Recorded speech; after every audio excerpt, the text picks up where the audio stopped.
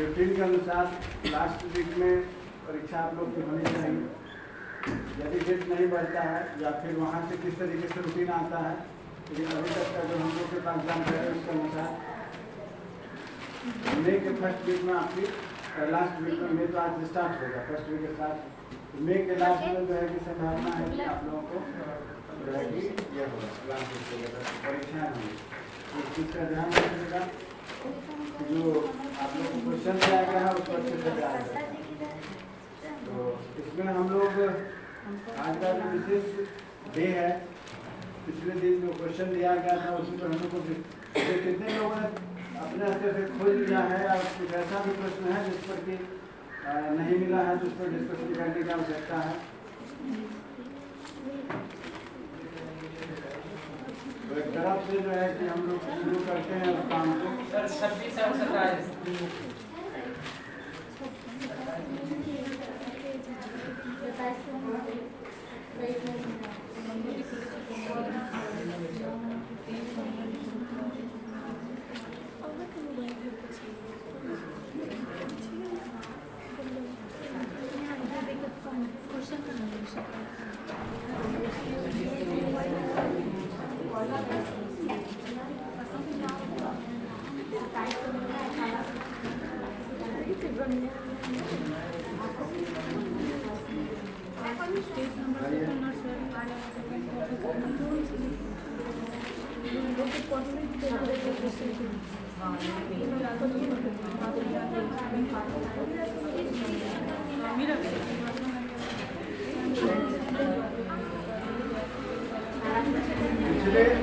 पिछले दिन जो हम लोग यहाँ उपस्थित थे उसमें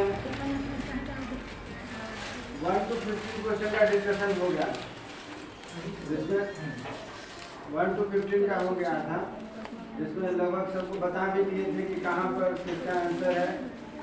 उसमें से किसी का तो नहीं ना बचा हुआ है, या बचा हुआ होगा किसी कारण पर जो लोग उस दिन एब्सेंट होंगे अपने अगल बगल से मिल लीजिएगा, बात कर लीजिएगा, और उनको पता है सब लिखवा दिया गया है कि कहाँ पर क्या है। ठीक है।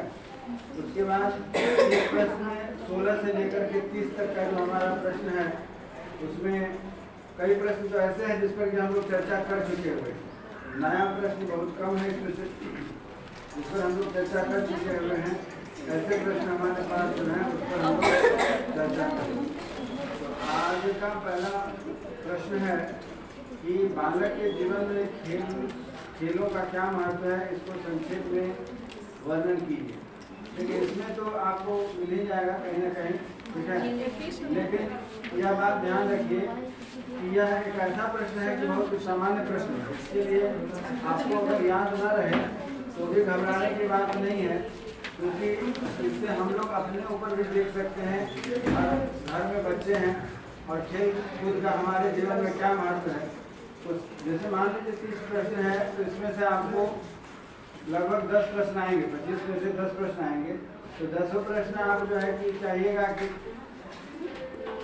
याद करके आए, तो यह संभव नहीं है, क्योंकि अब आप वो अंडर 10 के स्टूडेंट नहीं है कि 10 क्वेश्चन रख करके आइए, और 10 क्वेश्चन याद करना अंडर 10 के बच्चों के लिए भी कठिन है। किसी भी एक साथ में 10 क्वेश्चन याद करना कठिन है और एक दिन का विषय है नहीं। तो कहने का मतलब यह है कि बहुत सारी बातें ऐसी हैं जो कि आपको समझ करके लिखना पड़ेगा। ये कोई गारंटी नहीं दे सकता है कि 30 जो इम्पोर्टेंट प्रश्न दिए जा रहे हैं उसी 30 में से सारे प्रश्न रहेंगे, यह गारंटी कोई नहीं दे सकता। ठीक है। या आप भी कल को शिक्षक बनेंगे तो अगर इतना गारंटी अगर दे रहे हैं तब समझिए कि बच्चों के भविष्य के साथ खिलवाड़ कर रहे हैं। आपको पूरा सिलेबस दिया गया है, करिकुलम है, बच्चों को जानकारी देने के लिए। अगर सिलेक्ट करके दे देते हैं कि इतना ही क्वेश्चन में से आएगा, इसका मतलब आपने क्वेश्चन आउट कर दिया। तो ये कहना सही नहीं होगा कि क्वेश्चन जो दिया जा रहा है, हाँ, इसमें से अधिक प्रश्न रहेंगे। आपको यह बात ध्यान में लेकर के चलना है। यह जो आपको दिया गया प्रश्न, इसमें से अधिक प्रश्न रहेंगे, जिसकी तैयारी आपको रट के नहीं करना है, समझ के करना है। बार बार इस चीज़ को मैं दोहरा, इस चीज़ को आप लोग ध्यान दीजिएगा। समझने का बात जो बार बार इसलिए कह रहा हूँ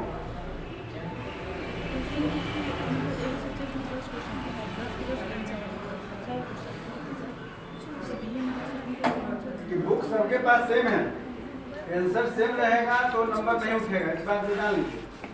अपनी भाषा में आपको आंसर लिखी जानी चाहिए। अपनी भाषा में आंसर लिखिएगा। वहाँ बैठे ना, हाँ है। अपनी भाषा में आंसर लिखिएगा। बार बार इस चीज़ को मैं कह रहा हूँ क्योंकि पाठ्य पुस्तक जो सबके पास सेम है, क्वेश्चन भी लगभग सबको मिल चुका हुआ है कि भाई इतना इम्पोर्टेंट प्रश्न है, या हम लोग जो यहाँ चर्चा कर रहे हैं वो एक आइडियल क्वेश्चन है। वह एक आइडियल क्वेश्चन है। जब यह एक आइडियल क्वेश्चन है तो इसी टाइप का पैटर्न आपको आएगा। आइडियल का मतलब ही होता है एक आदर्श प्रश्न पत्र होता है, इससे और बेहतर नहीं हो सकता। इस चीज़ का आप लोग ध्यान रखेंगे। तो जो आपका पहला प्रश्न है कि बालक के जीवन में खेल का क्या महत्व है, संक्षेप में वर्णन कीजिए। खेलों पर आधारित शिक्षण विधियाँ कौन कौन सी होती हैं। तो खेल से हमारे जीवन को क्या क्या लाभ होता है, इस पर तो हम लोग बहुत पहले चर्चा करते। यूनिट 1 का ही है, 1A का प्रश्न है। तो है कि बालक के जीवन में खेलों का क्या महत्व है, इस पर हम लोग चर्चा कर चुके हुए हैं। खेलने से हमें क्या क्या लाभ होता है, क्रियात्मक विकास, शारीरिक विकास, सभी साथियों के साथ समायोजन, संवेगों का रिचन, अन्वेषण प्रवृत्ति, खेलों का शैक्षिक महत्व, स्वयं का विकास, भाषा का विकास, भविष्य में भूमिका का अभ्यास, संज्ञानात्मक विकास में सहायता, नैतिक विकास में खेलों का योगदान, विभिन्न समायोजनों में सहायता, खेल अनुभव प्रदान करना। ठीक है, ये सभी बेनिफिट्स जो है कि हमको खेल से होते हैं। पिछले दिन जिस पर चर्चा हो चुकी हुई है कि हमें खेल से कितने लाभ होते हैं, तो कुल मिलाकर के आपको 14 लाभ होते हैं खेल से। अब आपको समझना है कि ये खेल से होने वाले लाभ हमें कौन कौन से, उसको ध्यान में रखना है। आंसर सही नहीं लिखिएगा, पूरा नहीं लिखिएगा तो अच्छा नंबर नहीं उठेगा। थ्योरी आपकी जिम्मेवारी। जो लोग यहाँ थ्योरी प्रैक्टिकल समझते होंगे वो इस बात को जान लीजिए कि कॉपी लिखना, थ्योरी लिखना ये आपकी जिम्मेवारी है। जैसा आप लिखेंगे, अच्छा लिखेंगे तो अच्छा नंबर उठेगा, अच्छा नहीं लिखेंगे अच्छा नंबर नहीं उठेगा। बाद में कहिएगा कि सर उसका नंबर अच्छा है, मेरा नंबर नहीं खड़ा, हम भी पूरा उत्तर लिखे थे, हम नहीं लिखे थे, तो वो पंचायत से आपका नंबर नहीं बढ़ने वाली। इस बात को आप ध्यान में रखें। बार बार शुरू से इसलिए समझा रहे हैं। ज़्यादातर बच्चों की हमारी शिक्षा है, चाहे आप हो या कोई भी, ये कहेंगे हम भी तो पूरा लिखे थे, हम भी वही उत्तर लिखे थे, वो लिखा, हमको नंबर कहीं नहीं मिला। या ज़्यादातर बच्चे इस बात को कहते हैं सर हम जो लिखे देखिए तो उसको नंबर मिला, हमको नहीं मिला। तो कहने का मतलब शुरू से मैं कह रहा हूँ, आज भी कह रहा हूँ, फिर दोहराऊंगा आगे भी, आप अपनी भाषा में जितना अच्छा उत्तर लिखेंगे उतना अच्छा नंबर मिलेगा। सबके पाठ्य पुस्तक एक है तो निश्चित है कि सबका आंसर मिलेगा। तो अपनी भाषा में नहीं लिखिएगा तो नंबर नहीं उठेगा।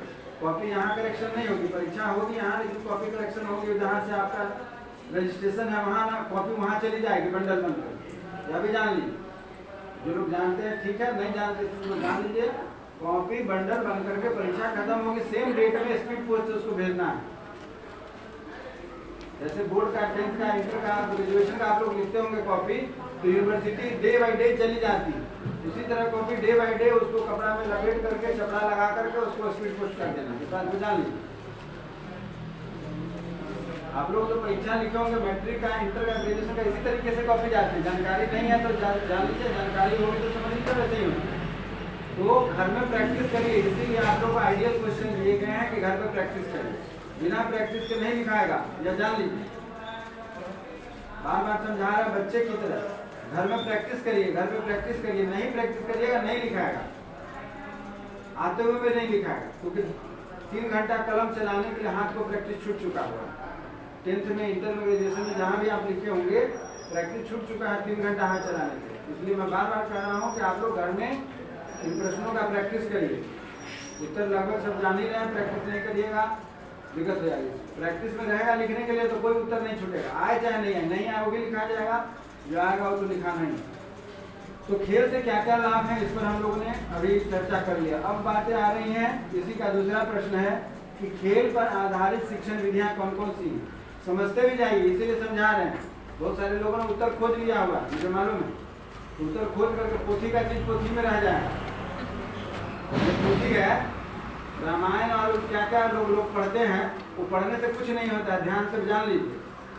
अगर शरीर यहाँ है और ध्यान लटका हुआ गाछी पर कि आम फड़ल है कि न फड़ल है, तो पढ़ने से कोई मतलब नहीं है।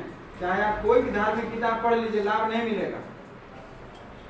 मन को लगाइएगा तो लाभ मिलेगा, अन्यथा वो आएगा अपना पढ़ करके चला जाएगा। कितना जीवन भर पढ़ते रहिएगा, कुछ नहीं मिलने वाला। तो कहने का मतलब है कि जो हम लोग यहाँ पढ़ रहे हैं उत्तर सबको पता है, उत्तर मिल ही जाना है, न मिलेगा उसके लिए तो हम खड़े हैं ही बताने के लिए। जो नहीं मिला होगी, जो मिला है वो सब उत्तर हम बताते हैं, लेकिन समझ के नहीं रहिएगा तो नहीं लिखा है, प्रैक्टिस में नहीं रहिएगा नहीं लिखा है। भाई पुनः में नहीं लीजिए सर ऐसा ऐसा कहे थे, परीक्षा के बाद फिर हमसे वेट करिए तो सर आप कहे थे जैसे हम लिख लिए सब उत्तर बिना प्रैक्टिस, ये आपकी जिम्मेवारी है।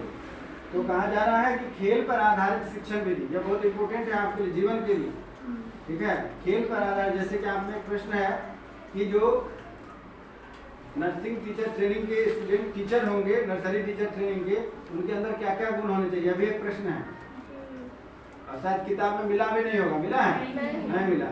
अब आप लोग नर्सरी टीचर ट्रेनिंग करने जा रही हैं, 1 महीना के बाद बन जाइएगा टीचर, तो समझिए कि आपके अंदर क्या गुण होना चाहिए और उसी को लिख दीजिए, बाकी के लिए तो हम हैं ही यहाँ पर। खैर, तो कहा जा रहा है खेल पर आधारित शिक्षण पद्धति, नीचे के बच्चों को खेल पर आधारित ही शिक्षण पद्धति चाहिए। क्लास 5 से नीचे के बच्चों को क्या होता है, खेल पर आधारित शिक्षण पद्धति। ध्यान से मेरी बात को समझिएगा। ऊपर के बच्चों को पढ़ाने के लिए व्याख्यान विधि है, असाइनमेंट मेथड है, प्रोजेक्ट मेथड है, बहुत सारे मेथड है, लेकिन नीचे के बच्चों को पढ़ाने के लिए एक और केवल मात्र हुआ है खेल विधि। खेल में नहीं पढ़ाइएगा तो 2 दिन के बाद बच्चा बहाना करके घर से स्कूल नहीं आएगा, कभी पेट दर्द तो कभी माथा दर्द तो कभी कुछ तो कभी कुछ, जबरदस्ती गार्जियन भेज भी दिए तो आपका पढ़ाया हुआ सफल नहीं होगा, बच्चा होमवर्क नहीं बनाएगा, याद नहीं करेगा। हाँ, आप खेल खेल में उसको पढ़ा ले जाइएगा तो बार बार आने के लिए चाहेगा, हमेशा आपके पास रहना चाहेगा और आप उसमें विकास भी करेंगे। तो पहला विधि है प्रोजेक्ट मेथड। आपको बताएं हैं प्रोजेक्ट मेथड में क्या होता है, इसमें बच्चों को कार्य दिए जाते हैं और बच्चे उसमें क्या करते हैं, उत्साह के साथ उस कार्य को पूरा करते हैं। खेल खेल में जीवन की समस्याओं पर आधारित जो भी प्रश्न दिए जाते हैं उस पर आधारित उन प्रश्नों के वो उत्तर देते हैं। दूसरा है डाल्टन का प्रयोग, इसमें बच्चे क्या करते हैं, सामूहिक रूप से कोई कार्य करते हैं। जो प्रोजेक्ट दिए जाते हैं उनको सामूहिक रूप से करना होता है। इसमें क्या होता है, जो कार्य दिए जाते हैं वह सामूहिक रूप से करते हैं लोग, जिससे कि उनका काम, उनको कार्य करने में मन लगता है, क्योंकि सब क्या हो गया, क्या हो गया, क्या हुआ, यहाँ पे हाँ वहाँ पे हो जाएगा, ठीक है।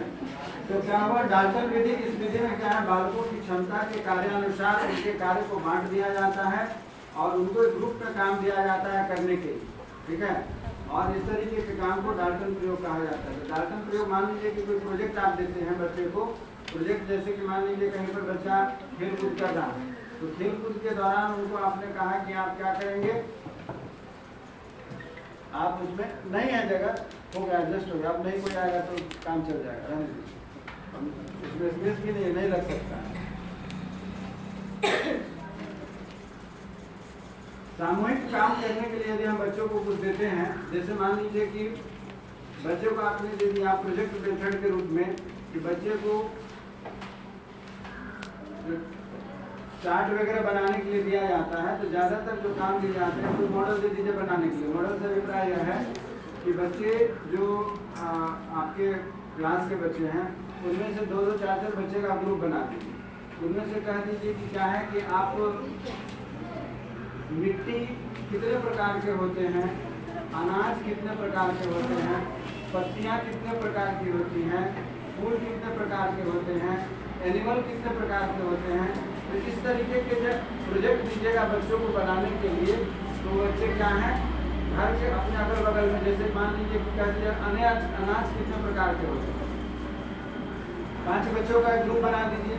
यहाँ डाल्टन विधि का प्रयोग, क्या लिखते लिखते परेशान, क्या लिख रहे हैं इतना, जो कह रहे हैं उसको सुन लीजिए, लिखने के लिए भरपूर समय मिलेगा। डाल्टन ने कहा हुआ है कि बच्चों को क्या है, ग्रुप में सिखाना है। खेल खेल में बच्चे को क्या है, ग्रुप में सिखाना। आपको 3 विधि दी गई, तीनों विधि में आप किस विधि को प्रयोग करेंगे आपके ऊपर। जैसे मान लीजिए कि बच्चों को कह दिया गया कि घर से अपने घर से अनाज लेकर के, अब अनाज मतलब घोड़ा में लेकर के नहीं आना, थोड़ा थोड़ा लेकर के अपना घर से लेकर के आइएगा, और वह बच्चों को समझाने के लिए, पढ़ाने के लिए, बताने के लिए यह कौन सा अनाज है। अपने अपने घर से पत्तियाँ लेकर, जिसके बगीचे में जो फूल पत्ती होंगे वो लेकर के आएंगे, तो बच्चे पत्तियाँ लेकर के आएंगे, अगल बगल में, तो आप उनको सिखाइएगा, दिखाइएगा कि ये जो पत्ती है क्या है, आम का पत्ती ऐसा होता है, गुलाब का पत्ती ऐसे होता है, गेंदा का फूल का पत्ती ऐसे होता है। तो ये क्या हो गया, तो बच्चों को उत्साह बना रहेगा। अच्छा हमको भी कहें, सर मुझे भी कहना है, जैसे आप देखते होइएगा जनरली साल में 2 बार आपके यहाँ झंडोत्तोलन होता है, 15 जनवरी और 26 जनवरी और 15 अगस्त। उसमें क्या होता है, सर जी खाली कह देते हैं कि सब फूल लेकर के आना, झंडा में डालना है। देखिए इतना फूल इकट्ठा हो जाता है, उस बच्चे को नहीं पता मेरा फूल सर जी डालेंगे फूल उस झंडे में कि नहीं डालेंगे। सब बच्चा अपना अगल बगल के सब तोड़ ताड़ करके झाड़ झूड़ करके ले आता। उस दिन के उस समय जितने लोगों के घर में गमला होता है, रात में सतर्क हो जाते हैं कि पता नहीं गमला से ही जो है फूल किसका किसका गायब हो जाए। तो ये निश्चित होता है। तो आप लोग जो उनको कह दीजिए कि अगले दिन फूल लेकर के आना है, तो बच्चा कुछ नहीं समझता कि फूल कहाँ से लाना है। सर कह दिए तो छठवाली फान करके गमला से ही फूल लेकर के चल रहा है। तो यह क्या हो गया, आप उसको प्रोजेक्ट में दे दिए कि कितने तरह के फूल हैं आपके बाग बगीचे में। सभी बच्चे जिनको आपने दिया है उससे आपको पढ़ाने में आसानी है। बच्चे ये क्या है, ये गेंदा का फूल है, ये चमेली का फूल है, ये गुलाबी का फूल है, ये गुड़हल का फूल है। तो जो आपके घर के अगल बगल में जो फूल पाए जाते हैं बच्चा उससे सीख जाता है। पत्तियों के आधार पर पेड़ों की पहचान कराना आप सिखाते हैं। अनाज के आधार पर कौन कौन सा अनाज उत्पादन होता है हमारे क्षेत्र में, उसको आप सिखाते हैं। हमारे घर के अगल बगल में कितने प्रकार की मिट्टियाँ पाई जाती है, ये सब चीज़ क्या है। एक बच्चे को कहिएगा कलेक्ट करने के लिए तो शायद नहीं कर पाए, बहुत कठिन है। लेकिन वहीं जब आप एक ग्रुप में उनको बताते हैं कैसे कैसे करना है, तो बच्चों को बहुत उत्साह बना रहता है। तो इस तरीके के काम को करने के लिए, अर्थात ग्रुप में जब कोई काम करने के लिए हम लोग बच्चों को सिखाने के लिए जब कोई काम देते हैं तो बच्चों का उत्साह बना रहता है। और इस तरीके की विधि को हम लोग क्या करते हैं, डाल्टन विधि करते हैं। उसी तरीके से है मोंटेसरी विधि। मोंटेसरी विधि में कहा जाता है कि इसमें छोटे छोटे बच्चों को खेल खेल में तो सिखाना ही है, साथ में क्या है कि खेल के साथ साथ उनको कुछ एक्टिविटीज़ करने के लिए दीजिए। जैसे कि नीचे के बच्चों को ज़्यादातर जो काम दिए जाते हैं, पेंटिंग का काम करने के लिए, राइटिंग का काम करने के लिए, गिनती का काम करने। आप देखिएगा आप लोग में से यदि कोई नर्सरी क्लास में पढ़ाते होंगे तो इस चीज़ का ध्यान रखिएगा। उसमें क्या होता है, ए से जेड तक के जितने भी जानवर हैं, चाहे ए से लेकर के जेड तक के जितने भी फ्रूट्स होते हैं या अल्फाबेट पर आधारित जो ऑब्जेक्ट पाए जाते हैं, उसका चार्ट बनाकर उस क्लासरूम में लगा दिया जाता है। इसलिए लगा दिया जाता है कि बच्चे के पास किताब है या नहीं है, जब उस चार्ट से पढ़ाएंगे तो बच्चों को समझने में आसानी होती है, इसलिए लगा दिया जाता है। उसी तरह काउंटिंग का भी चार्ट बना रहता है। गाल पर हाथ नहीं रखिए, ये बहुत खतरनाक बोझ होता है। थोड़ी देर के बाद जाके आप ऐसे ऐसे झूलने लगिएगा, ध्यान दें, ठीक है। तो गाल पर हाथ मत रखिए, हाथ सामने ऐसे रखिए तो ध्यान नींद खुली रहेगी। तो कितना देर आप लोग कब किए हैं, बात किए कि सब थक गए, मुझे पता है। आज हम रिसेस नहीं देंगे, जो 20 मिनट 25 मिनट का रिसेस देते हैं, कंटिन्यू क्लास करेंगे। 10 बजे से क्लास चलाते हैं तो 15-20 मिनट का रिसेस दे देते हैं। तो रास्ता खराब होने के कारण मुझे आने में लेट हो गई, तो रिसेस नहीं देंगे, पूरा क्लास जो शुरू किए उसको खत्म कर देंगे। तो इसीलिए आप लोग थक चुके हैं तो कोशिश करिए इधर उधर से बतिया उतिया करके रिफ्रेश होते रहिए बीच बीच में, है ना। इतनी बोरिंग क्लास भी नहीं है। अगर मेरी क्लास मेरी बात है तो बोरिंग लगती भी है तो आप अगर लोग कि कितने अपने मनपसंद दोस्त के साथ बैठे हैं आप लोग, वो आपको न सुनने देंगे ना मेरे तरफ ध्यान लगाने देंगे। आपस में बतियाते बतियाते समय निकल जाएगा, इसलिए चिंता करने की बात नहीं है। हाँ, तो मोंटेसरी विधि में क्या कहा जाता है, आपको बताया गया है। मोंटेसरी विधि में जैसे बच्चों को आपको 1 से 100 तक गिनती सिखानी है, तो उस क्लास में अभी के समय में क्या है, टीचर 2 उपाय करते हैं। या अगर उनके पास लेटेस्ट टेक्नोलॉजी है तो ठीक है, वो लिखा हुआ दीवार पर ही लिखवा देते हैं, चाहे फ्लैक्स लगा देते हैं। अदरवाइज ब्लैक बोर्ड पर ही लिखा हुआ उसको एकदम मिटाते नहीं, क्योंकि नीचे क्लास के बच्चे को बार बार मिटाकर नर्सरी के जो टीचर होंगे उनके लिए ध्यान देने की बात है, कैसे पढ़ाना है। जो मैं बता रहा हूँ तो टाइम पास करने के लिए आप लोग के लिए बता रहा हूँ, इसको समझने वाली बात, समझ गए। हाँ हाँ हाँ बोलिए। हाँ हाँ हाँ हाँ हाँ मैं क्लास में अभी 12 साढ़े 12 बजे के बाद आइएगा। अभी क्लास में तो बात करना 12 साढ़े 12।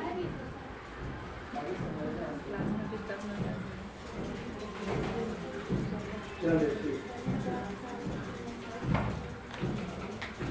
हाँ, तो क्या बता रहे हैं, तो ध्यान रखिए। आपको जितनी सारी बातें बता रहा हूँ आप लोग के लिए ही बता रहे हैं, नीचे क्लास के जितने भी टीचर्स होते हैं नर्सरी लेवल तक, उन टीचर्स का क्लास चेंज नहीं होता, उनका क्लास नहीं बदलता है। अगर आपके यहाँ कोई स्कूल होगा तो अगर नर्सरी क्लास के नीचे के बच्चों को पढ़ाने के लिए टीचर अगर बदले जाते हैं तो वह नियम नहीं होता है। एक ही टीचर को सभी विषय पढ़ाने पड़ते हैं, सभी मुख्य रूप से मैथ है, इंग्लिश है, हिंदी है और खेलकूद जो है वो सब एक ही टीचर को पढ़ानी पड़ती है। इसीलिए उनको ऐसा बोर्ड बनाते हैं कि उसमें लिखा रहे, बार बार लिखने की जरूरत न पड़े। उससे बच्चों को ओरल वर्क ज़्यादा कराया जाता है। नीचे के क्लास जो बच्चों टीचर होते हैं उनको ओरल वर्क ज़्यादा कराना पड़ता है नीचे के बच्चों को। अल्फ़ाबेट पहचाने या नहीं पहचाने, अक्षर पहचाने या नहीं पहचाने, ओरली उनको सब कुछ आना चाहिए। ये पॉसिबल नहीं है कि नर्सरी एलकेजी यूकेजी के बच्चे जो है कि हमारे आपकी तरह लिख सकें। लिखने का जो ज्ञान होता है यूकेजी में जाकर के उनको कंप्लीट अ से ज्ञ तक, ए से जेड तक 1 to 50 नॉट 100। कहीं कहीं बच्चा तेज है तो आप 100 तक भी सिखा दीजिए। यही चीज़ें मुख्य रूप से नर्सरी एलकेजी और यूकेजी में सिखाया जाता है। नर्सरी में हाथ पकड़ना सीखते हैं, एलकेजी में प्रारंभिक ज्ञान होता है, यूकेजी में वो फिनिश कर लेते हैं। 1 क्लास से जाकर के बच्चे को बुक रीड कराया जाता है, संयुक्त अक्षर सीखना शुरू करते हैं। धीरे धीरे जो है कि फिर उसी तरह इंग्लिश में भी वर्ड बनाते हैं और मैथ में भी सिंपल मेरे कहने का मतलब 1 मिनट वाला जो। इस तरीके से आपका नर्सरी एलकेजी यूकेजी का सिलेबस है। आप पढ़ाते होंगे तो जानकारी होगी, नहीं जानकारी तो समझ लीजिए। नर्सरी एलकेजी यूकेजी का यही सिलेबस है। क्लास नर्सरी में आप उनको अक्षर ज्ञान कराते हैं, एलकेजी में जाकर के वो पेंसिल पकड़ना सीख लेते हैं। अक्षर ज्ञान मतलब सिंपल और से लेकर के ज्ञान तक, ये हो गया आपको एलकेजी का सिलेबस। उसमें क्या है कि कैपिटल ए लिखना A to Z capital letter में सीखेंगे। यूकेजी में जाकर के स्मॉल लेटर सीखते हैं, ये जान लीजिए। स्मॉल लेटर यूकेजी में जाकर के सीखते हैं। और मैथ में 50 से 100 तक की गिनती यूकेजी में है, 1 से लेकर के 50 तक की गिनती एलकेजी में है। और बहुत सिंपल 1 अक्षर 2 अक्षर वाले वर्ड बनाना सीख लेते हैं। इतना ही उनका यूकेजी तक आप जिसके शिक्षक बनने जा रहे हैं उसको इतना ही पढ़ा करके आप 1 क्लास में भेज दीजिए। जो 1 क्लास के टीचर होंगे अब आगे उनकी जिम्मेवारी है कि संयुक्त अक्षर वाले या मात्रा वाले शब्द पढ़ाना आपकी जिम्मेवारी नहीं है। बात समझ रहे हैं? तो नीचे क्लास के बच्चे को पढ़ाने के लिए एक जो टीचर होंगे उनको तीनों विषय पढ़ाने पड़ेंगे और बार बार लिखना नहीं रहेगा। वह चार्ट के द्वारा हो, बोर्ड के द्वारा हो, चाहे जो भी माध्यम हो, वो फिक्स रहेगा। वो पूरे साल उसी में से आपको बच्चों के क्षमता के अनुसार आपको पढ़ाना है। इसके अतिरिक्त और कौन कौन है आपको परीक्षा में पूछा जाएगा, याद है कि लिखवा दें फिर से? पहला बताया गया प्रोजेक्ट विधि, दूसरा है डाल्टन विधि। और लिख लीजिए, कॉपी है तो नोट कर लीजिए। खेल पर आधारित शिक्षण विधियां,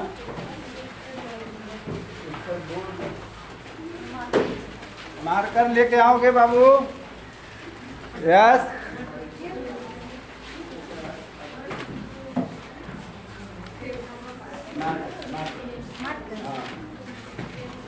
खेल पर आधारित शिक्षण विधियां लिख डालिएगा। खेल पर आधारित शिक्षण विधियां। कुछ लोग ऐसे हैं कि लग रहा है कि आज हम पहले दिन देख रहे हैं उनको, या बीच में बहुत दिन के बाद आए हैं, कुछ ऐसे चेहरे भी। खेल पर आधारित शिक्षण विधियां। हाँ, खेल पर आधारित शिक्षण विधियां।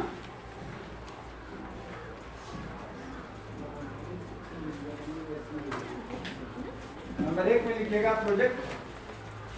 प्रोजेक्ट प्रणाली या प्रोजेक्ट विधि।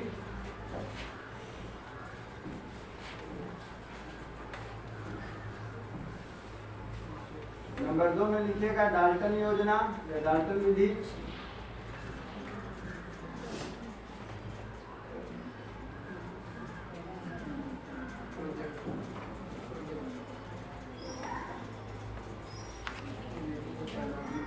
नंबर 2 में डाल्टन योजना।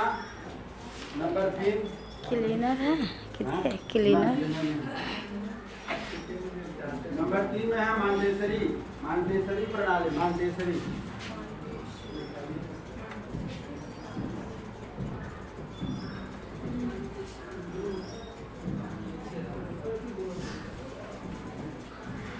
मांडेसरी। उसके बाद किंडरगार्टन,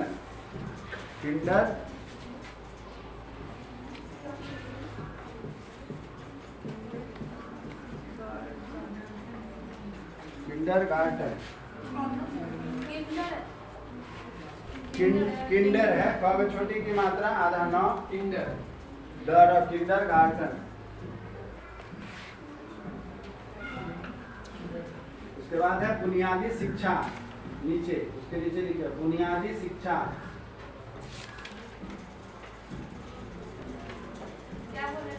बुनियादी शिक्षा,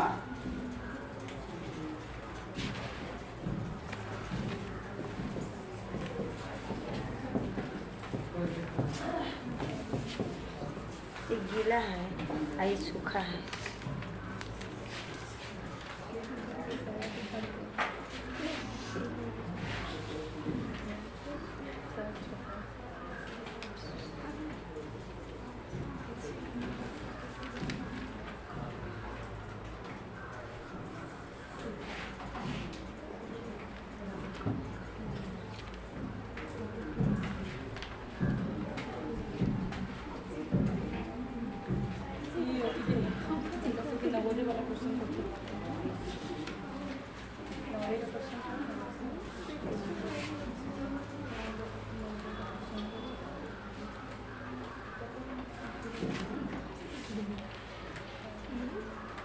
ठीक है। और एक दो हैं लेकिन उतना नाम के लिए लिख लीजिए, उतना नहीं समझ पाइएगा। 3 समझे हैं, 2 और समझाने जैसे लिख लीजिए। एक दो और है आपके किताब में भी है। एक दूसरा है डैकोरली योजना, डैकोरली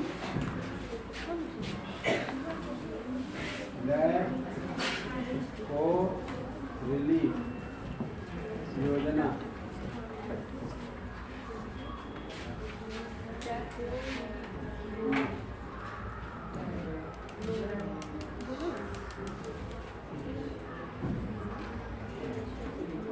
किंडरगार्टन में भी आपको मोंटेसरी की तरह ही है, बच्चे को खेल खेल में सिखाना है। ठीक है, किंडरगार्टन में बच्चे को खेल खेल में सिखाना है। बुनियादी शिक्षा में क्या करना है? बुनियादी शिक्षा में मुख्य रूप से बच्चे को जो आप नहीं पढ़ा रहा है, ड में ए की मात्रा आधा क, ल में ओ, र में बड़ी, ल में बड़ी, डैकोरली योजना। ड है, ड में ए की मात्रा आधा क, ल में ओ, र में बड़ी, ल में बड़ी। ठीक है, तो इसमें क्या होता है कि बच्चे को खेल खेल में सिखाने के दौरान इस बात का ध्यान रखना है कि बच्चे की मातृभाषा में विशेष करके जहाँ जब आप बुनियादी की नामी है, बुनियादी से ही पता चल रहा है, बेसिक स्तर की पढ़ाई है, नीचे स्तर की पढ़ाई है। तो इसमें क्या करना है कि बच्चों को उनकी भाषा में, यानी कि बच्चे को जैसे मान लीजिए कि हिंदी मीडियम के छात्र हैं, उनको आप अंग्रेजी में पढ़ाने लगिएगा तो वो नहीं समझेंगे शुरू में। तो शुरू में आप उनको हिंदी मीडियम के स्टूडेंट हैं या जिस भाषी के क्षेत्र हैं, कोशिश करिए पहले उसी भाषा में उसको समझाया जाए। फिर जब धीरे धीरे आपके साथ वो परिचित हो जाते हैं तो फिर आप धीरे धीरे क्या करिए, उनको अंग्रेजी भाषा में या जिस किसी भाषा में उनको आगे बढ़ाना है उसके हिसाब से प्रयोग करिए। दूसरा है, तीसरा जो इसमें मुख्य बात आती है बुनियादी शिक्षा में, एक बात और है कि जब आप पढ़ा रहे होते हैं उस समय इस बात का ध्यान रखा जाना चाहिए कि जो बच्चे पढ़ रहे हैं उनसे आप कुछ एक्टिविटीज़ करवाएं, कुछ करने के लिए। जैसे कि बच्चों को आप ड्राइंग सिखा रहे हैं तो कहिए कोई जानवर का चित्र बनाने के लिए या ट्री का जो आसान बना सकता है, तो उसको जब आप दीवार पर जैसे मान लीजिए उसको कह दिए फॉर एप्पल बनाए, तो बच्चे ड्राइंग आरा तिरछा जैसे भी लाइन करते हैं तो उनको यहाँ पर चिपका दीजिए। जब उसका प्रोजेक्ट यहाँ पर बढ़िया वाला चिपका रहेगा तो उसको काफ़ी खुशी होती है सीखने में, और बच्चों में भी आपस में क्या है कंपटीशन होता है कि अच्छा उसका चिपक गया, अच्छा उसका अच्छा है तो उसको गुड मिला, वेरी गुड मिला। तो छोटे बच्चे जो दूसरे बच्चे उसमें नहीं ध्यान दे रहे हैं, कम ध्यान दे रहे हैं, वो भी उसमें मोटिवेट होते हैं। तो इस तरीके से आपका पहला प्रश्न पूरा होता है कि आपको कौन कौन से विधि होनी चाहिए, तो आप उसको देखे भी हैं और उसको किए भी हैं। और आपका संभवतः जब पेज नंबर 20 में जिनके पास इसका आंसर होगा ठीक है, जिनके पास नहीं होगा वो देख लीजिएगा, पेज नंबर 20 में ही। उसके बाद बात आती है पेज नंबर नेक्स्ट क्वेश्चन 16 हो गया ना? हाँ, दोनों हल्का हल्का बता दिए आपने जीवन में खेल का क्या महत्व है और कौन कौन सी विधियाँ हैं जिनसे खेल सिखाए। उसके बाद है विद्यालय प्रबंधन में प्रधानाध्यापक की भूमिका आप लिखिए। इसको तो हम लोग पढ़े भी हैं, पिछले क्लास में हम लोग पढ़े थे प्रधानाध्यापक की क्या भूमिका है, इसको हम लोग पढ़े हैं। और उसी दिन पढ़े थे प्रधानाध्यापक की भूमिका और अध्यापक की भूमिका, दोनों हम लोग पढ़े हुए। प्रधानाध्यापक की भूमिका और अध्यापक की भूमिका सब पढ़े थे। पेज नंबर 275 में 275 275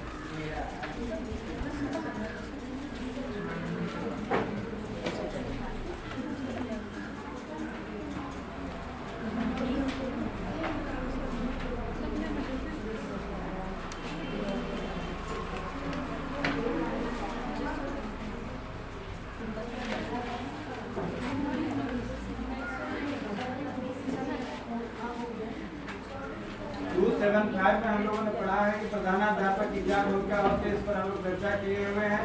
प्रधानाध्यापक जो प्रबंधक मशीनरी की धुरी भी कही जाती है। पिछले दिन हम लोगों ने कहा था यदि प्रधानाध्यापक उस स्कूल में नहीं है या अच्छे नहीं है तो वह विद्यालय नहीं चल सकता। 275 में है प्रधानाध्यापक जो कि प्रबंधक मशीनरी की धुरी कहे जाते हैं, स्कूल को जीवन प्रदान करते हैं। जितने अच्छे प्रिंसिपल होंगे उस स्कूल का परफॉर्मेंस उतना ही अच्छा होगा। आप इस चीज को जान लीजिए, कल को आप भी टीचर बनने जा रहे हैं या आपके बच्चे किसी स्कूल में पढ़ते होंगे, घर का कोई ना कोई बच्चा जरूर पढ़ने जाता होगा। तो जिस स्कूल के प्रिंसिपल अच्छे होंगे उस स्कूल का परफॉर्मेंस अच्छा होगा, उस स्कूल के बच्चे भी अच्छे निकलेंगे और वह अनुशासित बच्चे होंगे। जिस स्कूल के प्रिंसिपल साहब सही नहीं होंगे उस स्कूल के बच्चे भी सही नहीं होंगे। उनका केवल काम होगा टाइम पास करना और फीस का इंतजार। तो आप कल को शिक्षक बनने जा रहे हैं तो आप अपने अंदर इन गुणों को डेवलप करिए और इस बात को समझिए कि कैसे प्रधानाध्यापक होने चाहिए। तो आइए, तो उनका एक और काम होता है कि शिक्षक के साथ तथा मैनेजमेंट के साथ वह क्या है अपने सामंजस्य को बना करके रखें। उन्हें विद्वान होना चाहिए, मार्गदर्शक होना चाहिए, भविष्य दृष्टा होनी चाहिए, अपने स्टाफ के साथ और प्रशासन व्यवस्था से एक आपस में फ्रेंडली रिलेशन बना होना चाहिए। ये सभी उनके अंदर क्या है कि प्रधानाध्यापक होने के गुण होने चाहिए। अलग अलग महापुरुषों ने अपने अपने ढंग से इसकी व्याख्या की है, जिसको आप लोग देख रहे हैं। केवल इसमें भूमिका नहीं लिखना है, यह भी ध्यान रखिएगा। प्रश्न क्या है, प्रश्न क्या है कि इनकी भूमिका में केवल ऊपर में जितना कुछ दिया है ध्यान से समझिएगा, मत समझिएगा कि क्वेश्चन नंबर 9 का केवल उत्तर छाप लेंगे तो हमारा आंसर पूरा हो जाएगा। बता रहा हूँ यहाँ पर इसीलिए बहुत लोगों के दिमाग में लगता है अच्छा 9वां नंबर मिल गया क्वेश्चन, केवल 9 नंबर छाप देंगे तो काम चल जाएगा। वैसा नहीं है। ऊपर पूरा जो 6 दिया केवल परिभाषा दी गई है, ध्यान से देख लीजिए। भूमिका को समझाया गया है तो केवल उसको छाप लीजिएगा और 6 डिफिनेशन महापुरुषों के द्वारा जो कही गई है, जनरल ग्रांट ने क्या कहा, सेकेंडरी स्कूल कमीशन ने क्या कहा है, डॉक्टर जसवंत सिंह ने क्या कहा है, मोहिद्दीन ने क्या कहा है, पीसी रैन ने क्या कहा है, उसको खाली छापने से उत्तर पूरा नहीं होगा। आप लोग सोचते हैं कि चलो फलाना पेज नंबर फलाना क्वेश्चन नंबर फिर बता दिए काम खत्म, वैसे उत्तर पूरा नहीं लिखा जाएगा। इसमें से 6 का 6 नहीं छापना है या पूरा नहीं लिखना है। इसमें से जो आपको समझ में आ जाए या जो हल्का लगे, दोनों बात को ध्यान रखना। जो हल्का लगे और जो समझ में आ जाए वैसा ही 2-3 भी मैक्सिमम हो गया। उसके बाद नीचे जो इनके कर्तव्य दिए गए वह भी लिखना है। ये नहीं सोचे खाली जो ऊपर से परिभाषा ऊपर पर परिभाषित किया गया उनके गुण को, नीचे जो 10 नंबर में प्रश्न है वह भी आपको ध्यान देना है कि इनके क्या क्या कर्तव्य हैं, जिसमें कि आपको वह भी लिखना है। आधी बात नहीं लिखिएगा, आप तो कहेगा सर हम तो पूरा लिख दिए, बता दे रहा हूँ। इसीलिए इसमें जो है कि आपको लिखना है कि प्रधानाध्यापक को क्या करना है, संगठन भी संचालन करना है, निरीक्षण भी करना है, अपने स्कूल के जो शिक्षण कार्य हैं उनको भी देखना है, स्टाफ छात्र और माता पिता अर्थात जो अभिभावक आएंगे उनको भी मैनेज करना है, मार्गदर्शक भी बने रहना है और योजना भी बनानी है। ये सभी काम मिलाकर के उनकी भूमिका पूरी होती है। इस बात को नोट कर लीजिए या समझ लीजिए। केवल ये 9 नंबर से इसका उत्तर पूरा नहीं होगा, 9 के साथ साथ 10 भी आपको ध्यान रखना है। समझ में आ गई बात। उधर कोना कुछ लोग वैसे ऐसा नहीं कि माथा और नीचे करते करते सो जाइएगा। हम जो बोल रहे हैं सो हम तो सबको नहीं देख पा रहे हैं, एक बार ध्यान दिला दिए हैं कि मेरी बात न समझ में आए तो दोबारा पूछ लीजिए। हो गया 17 नंबर पूरा? बोलो ना हाँ या नहीं। अब बढ़ते हैं। विद्यालय में प्रयोगशाला की आवश्यकता है महत्व को समझाइए। अभी हम लोग पढ़ चुके हैं, हम लोग खुद डिस्कशन किए थे। विद्यालय में प्रयोगशाला भी होनी चाहिए और साथ ही साथ क्या होनी चाहिए, पुस्तकालय भी होनी चाहिए। दोनों प्रश्न है ना। हाँ, पुस्तकालय भी होनी चाहिए और प्रयोगशाला भी होनी चाहिए। तो पुस्तकालय और प्रयोगशाला से क्या होता है, इसका हम लोग चर्चा किए हुए हैं। हाँ, तो प्रयोगशाला का क्या काम है कोई बताइएगा? एक्टिविटी के लिए प्रयोगशाला रहती है। अच्छा, और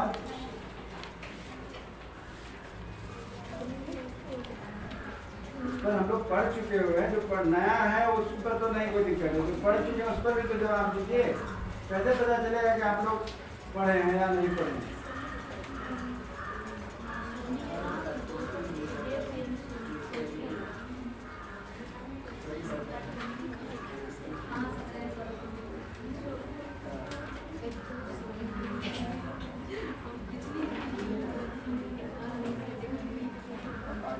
प्रयोगशाला और पुस्तकालय विद्यालय में दोनों होना चाहिए, इस पर हम लोग चर्चा कर चुके हैं ना, बोलते हैं नहीं?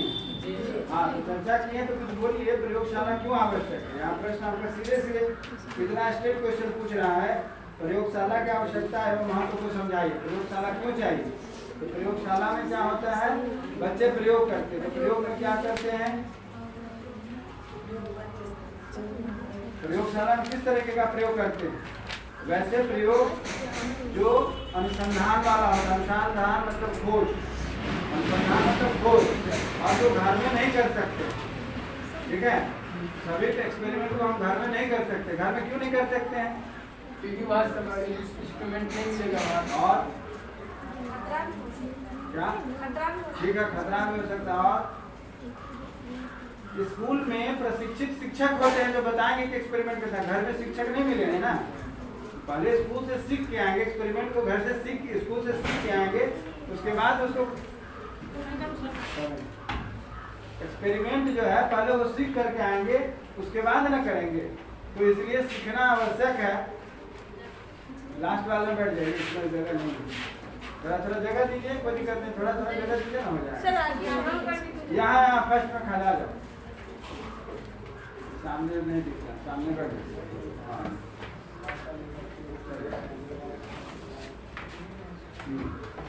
तो हम लोग बात कर रहे थे कि प्रयोगशाला क्यों आवश्यक है। बोलिए, ठीक पॉइंट निकल के आया ना, प्रयोगशाला क्यों आवश्यक है? अनुसंधान करने के लिए, खोज करने के लिए, बच्चों को यदि हमको सिखाना चाहते हैं तो उसके लिए प्रयोगशाला आवश्यक है। घर में वह प्रयोग हम नहीं कर सकते हैं, इसीलिए हमें क्या है, प्रयोगशाला की आवश्यकता है। नंबर 3 में कि वहाँ जो होंगे स्कूल में क्या होंगे, ट्रेंड टीचर होंगे, प्रशिक्षित शिक्षक होंगे। चौथा यह होगा कि दुर्घटना यदि हो जाती है या दुर्घटना की कोई संभावना बनती है तो वहाँ पर सुरक्षा की सारी व्यवस्था होती है, जो घर में संभव नहीं है। तो ये सभी मुख्य बातें हैं जिसके लिए प्रयोगशाला स्कूल में होना चाहिए। तो प्रश्न है कि आपके यहाँ प्रयोगशाला, प्रश्न यही कह रहा है कि विद्यालय प्रयोगशाला की आवश्यकता क्या है। तो माध्यमिक पेज नंबर 365-66 सबके पास होगा उपलब्ध, उसमें आप देख सकते हैं कि प्रयोगशाला की क्यों आवश्यकता है, यहाँ पर हम चर्चा कर रहे हैं।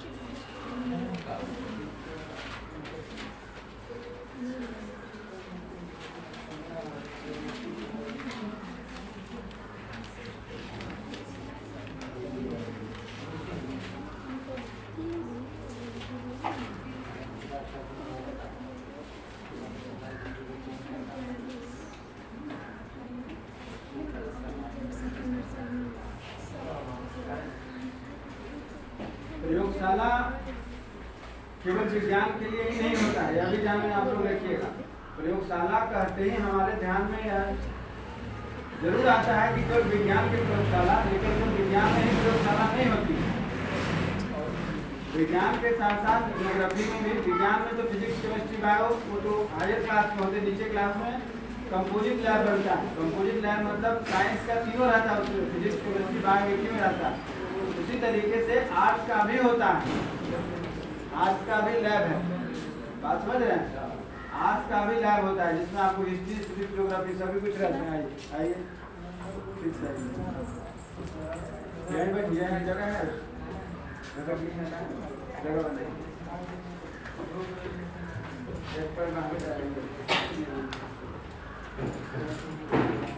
हाँ, तो बात हो रही थी कि प्रयोगशाला जो होती है केवल ऐसा नहीं है कि केवल साइंस में ही होते हैं, साइंस में भी होते हैं, आर्ट्स में भी, हिस्ट्री, सिविक्स, ज्योग्राफी। ज्योग्राफी में बहुत सारी घटनाएं होती हैं, जिनको जैसे ज्वालामुखी फूटता है तो क्या होता है, ज्वालामुखी कैसे फटता है, फटने से क्या होता है, भूकंप क्यों आते हैं, ये सब किसका विषय है, ज्योग्राफी का विषय।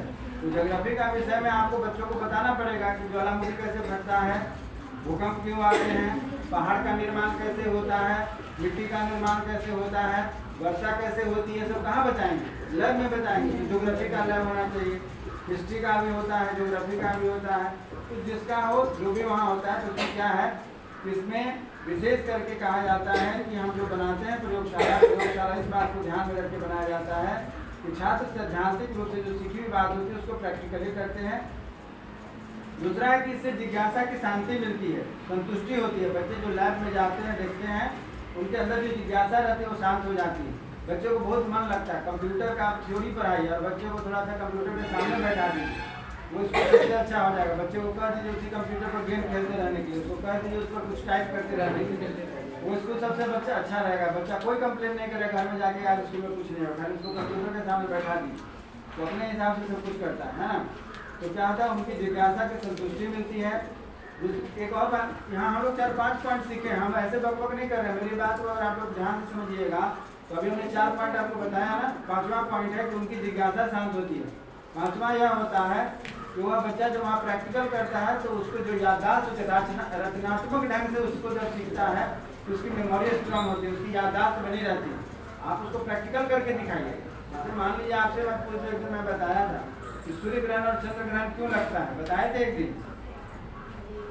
सूर्य ग्रहण और चंद्र ग्रहण क्यों लगता है, यहाँ बताए थे, यहाँ वहाँ बताया, यहाँ नहीं आ रहा है, यही बताया। तो सूर्य ग्रहण चंद्र ग्रहण क्यों लगता है, इसको मैंने समझा करके बताया। तो जो लोग समझे वो जिंदगी में दोबारा उसको समझने की जरूरत नहीं पड़ेगी। रटने वाले बच्चे कितना भी रटेंगे, परीक्षा में लिखते लिखते जो है भूल जाएंगे। लेकिन समझी हुई बात तो वो कैसे है, प्रैक्टिकल में जब दिखाया जाएगा लैब में ले जाकर कि कैसे सूर्य ग्रहण किसके किसके बीच आने से सूर्य ग्रहण लगता है, कौन किसके बीच जाता है तो चंद्र ग्रहण लगता है, तो वो चाहे जीवन में कभी नहीं भूलेगा। ठीक है, धरती पर ही जीवन है, इसके लिए भी आपको साइंस में बताना पड़ेगा या हिस्ट्री में बताना पड़ेगा। तो इसलिए क्या कहा गया, जो आपका 6ठा पॉइंट है कि उसके अंदर में एक रचनात्मक शक्ति का विकास होता है। जब लैब में हम उसको एक्सपेरिमेंट करवाते हैं तो उन बच्चों के अंदर एक रचनात्मक शक्ति का विकास होता है, बौद्धिक शक्ति का विकास होता है, तार्किक शक्तियों का विकास होता है, निरीक्षण शक्ति का भी विकास होता है। निरीक्षण करने का मतलब क्या हुआ, जब आप एक्सपेरिमेंट करते रहते हैं तो बच्चे बहुत ध्यान से देखते हैं, है ना। बच्चे बहुत ध्यान से देखते हैं इसलिए कि उनको मन लगता है, कुछ नया चीज़ देख रहे होते हैं। हर व्यक्ति जब नया कुछ देखता है तो उसको मन लगता है। ठीक है, तो इस तरीके से क्या है कि उनको निरीक्षण शक्ति का विकास होता है। तो हाँ, और क्या होता है, इससे कार्य जो हम उनको करके दिखाते हैं उसका कार्य और जो उन्होंने पढ़ा हुआ था, सुना हुआ था, उन दोनों में संबंध स्थापित होता है, जिससे क्या है कि उनको मनोबल बढ़ता है। तो प्रयोगशाला की क्यों आवश्यकता है, अभी हम लोगों ने 8 या 9 पॉइंट बताया। अब इसमें आप खोजिएगा 9 पॉइंट कहीं नहीं मिलेगा। जो हमने आपको बताया, आपका प्रश्न है तो प्रयोगशाला की क्यों आवश्यकता है, इसमें 9 पॉइंट नहीं मिलेगा। हम अभी आपको बताया ना, 9 पॉइंट बताया। थोड़ा बताइए तो कोई आदमी क्यों प्रयोगशाला आवश्यक है। 9 पॉइंट बताए, आधे बात बताइए ना भाई, समझ जाएंगे। प्रयोगशाला क्यों आवश्यक, शर्माने की क्या बात है। आप लोग टीचर बन रहे हैं तो टीचर अगर शर्माएगा तो फिर बच्चा क्या करेगा, आप लोग बच्चे थोड़ी। शिक्षक बनने के लिए सबसे पहला गुण यह होना चाहिए कि आप अपने अंदर की झिझक को हटाइए। झिझक कर लिए तब शिक्षक नहीं बन पाइए, आपके अंदर की झिझक को हटाना पड़ेगा। हम तो खड़े न होने बोल रहे हैं, ना तो डांस करने कह रहे हैं, ना गाना गाने कह रहे हैं। जो पढ़ाए हैं वही चीज़ बोल रहे हैं, बोलिए धीरे धीरे बोलिए, मुँह छुपाइएगा बोलिए, कोई बात नहीं है। अगर मुँह दिखाने में लगता है कि सर मेरा चेहरा देख लेंगे तो मुँह छुपाइएगा बोलिए ना, हम आवाज़ कान से सुन लेंगे, समझ जाएंगे, मेरी बात आपको समझ में आएगी। नहीं समझ में आया तो कम से कम लिखा तो करिए, कॉपी कलम सामने काहे रखे, लिख लेते हैं तो उसी को पढ़ दीजिए, और क्या करना है। लगभग 4 महीने से हम लोग क्लास चला रहे हैं, 5वां क्लास महीना में 4 महीने से क्लास में 5वां महीना प्रवेश कर गए। अभी भी लग रहा है जैसे पहले ही दिन के क्लास कर रहे, तो फिर बेकार मेरा है इतना मेहनत करके पढ़ाना, उतना दूर से आना, आप लोग का भी जो है कि कोई मतलब ही नहीं है। तो बुरा लग रहा है पिकनिक मनाने आते। अरे अभी 8-9 पॉइंट बताए हैं प्रयोगशाला क्यों चाहिए, उसमें तो 2-4 को बताइए ना, पता चलेगा कि क्यों चाहिए। अभी खड़े खड़े बताए हैं, तो उसी में से 4-5 बताइए, 9 पॉइंट बताए हैं। बॉयज साइड से बताओ, लड़कों की तरफ से बताइए, 8-9 पॉइंट कुछ भी बताइए, बैठे बैठे बताइए, नहीं खड़ा होगा। कोई बोलिए ना भाई, इतने लोग हैं, 2 को बोलिएगा तो 9 को पूरा हो जाएगा। बच्चों की जिज्ञासा देखिए बच्चों की जिज्ञासा शांत करने के लिए, ठीक है, रचनात्मक प्रवृत्ति को विकसित करने के लिए। इसी तरह बोलिए ना, सब सुनेगा उसी में याद हो जाएगा, घर में जाकर रखने का आवश्यकता नहीं है। हाँ, रचनात्मक प्रवृत्ति का विकास करने के लिए, ठीक है। तीसरा बोलिए। सबसे पहला तो यह है कि प्रयोगशाला नाम है, प्रयोग क्या करेंगे, जिस पर खोज करना रहेगा, शोध करना रहेगा, तो वहां से शुरू करिए। एक तरफ से अनुसंधान या खोज करने के लिए, इंग्लिश में उसको रिसर्च करते हैं, उसके लिए। 5वां में बताए हैं कि एक प्रशिक्षित शिक्षक रहेंगे, जिससे कि उनको कैसे कैसे एक्सपेरिमेंट करना है बताएंगे, उनको अपने से गलत वगैरह करेगा नहीं, ठीक है। उसके बाद क्या बताया है कि प्रयोगशाला में प्रयोग करते समय खतरा की संभावना रहते हुआ संभावना कम हो जाएगी तब। उसके बाद है कि जब एक्सपेरिमेंट खुद करते हैं तो उनसे क्या होता है कि उनकी बौद्धिक और रचनात्मक शक्ति का विकास होता है, तर्क शक्ति का भी विकास होता है और निरीक्षण शक्ति का विकास होता है। ये 9-10 पॉइंट बताएं। इसीलिए विद्यालय में प्रयोगशाला होना आवश्यक है। ये सारी चीज़ आप घर में अपने बच्चे को नहीं दे सकते। बहुत फैसिलिटी रखिएगा तो ट्रेंड टीचर नहीं ला सकिएगा, उसके अनुसार सारा अपरेटस खरीद कर नहीं ला सकिएगा। स्कूल में उतना अपरेटस लाइएगा, एक एक्सपेरिमेंट करेगा, सब बेकार हो जाएगा। लेकिन स्कूल के जो टीचर हैं उसको एक के बाद दूसरा का तीसरा बहुत सारे कुछ बताएंगे। तो प्रयोगशाला क्यों आवश्यक है, ये समझ में आ गया? समझ में आया ना? प्रयोगशाला क्यों आवश्यक है इतना बता दिए, और इसमें 2-3 पॉइंट से आप बुक से हेल्प लेकर के उसको कर सकते हैं। उसके बाद है प्रयोगशाला के बाद पुस्तकालय, उसके जस्ट नीचे वाला प्रश्न है, कितना नंबर, 16 कि 17 कितना है पुस्तकालय वाला? 19 नंबर। उसी के बाद है, अब बताइए कि पुस्तकालय क्यों आवश्यक है। इसकी आवश्यकता तो बहुत सारे पॉइंट्स आपको दिए हुए हैं, सब आपके पास उपलब्ध है। पेज नंबर 366 में है, क्वेश्चन नंबर 45। विद्यार्थियों में स्वाध्याय के प्रति रुचि विकसित करने। विद्यालय में जो पुस्तकालय होते हैं, बच्चे को क्या है, अलग अलग तरह के बुक मिलते हैं। पेज नंबर 367 में देखिए ना, वाकई में जो पढ़ने वाले बच्चे हैं वह अलग अलग तरह की किताब लाइब्रेरी में मिलेगी जिनको मन लगेगा। मान लीजिए कि कुछ ऐसी किताबें केवल थ्योरी दिया हुआ है, पिक्चर नहीं दिया हुआ है, तो कुछ किताबें ऐसी होंगी जिस पर पिक्चर के द्वारा समझाया जाता है, तो बच्चे को मन लगता है, उत्साह बना रहता है।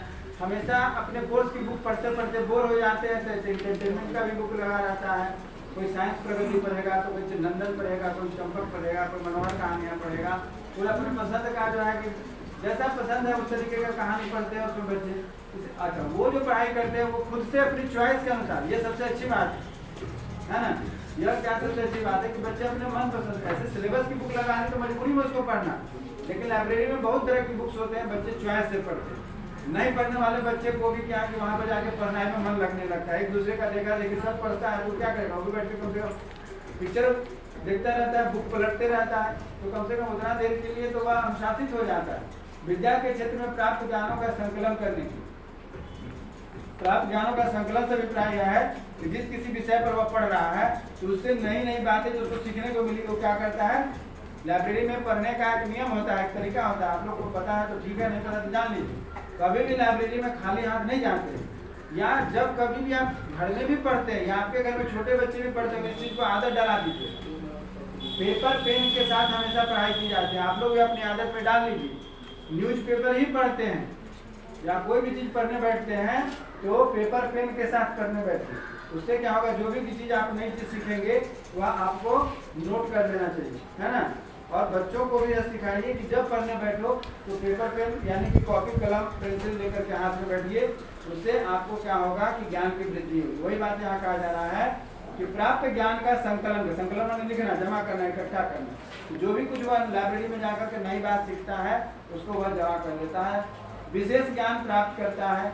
स्वतंत्र चिंतन और मनन की शिक्षा है। अब जैसे मान लीजिए कि आप अपनी किताब से वो करके कुछ अलग किताब पढ़ते हैं, अब इसमें से बच्चे को कुछ नई बात पढ़ने को मिलती है तो फिर उस पर आधारित वह नया बुक खोजता है, या क्लासरूम में आने के बाद अपने टीचर से डिस्कशन करता है कि सर फलाना बुक में हम ये नया शब्द पाए थे या एक नया टर्म पाए थे, तो बच्चा क्या है उसमें उत्साह लगा करके दिखाता है। वही बात क्या है, स्वतंत्र चिंतन और मनन की शिक्षा के लिए आवश्यक होता है।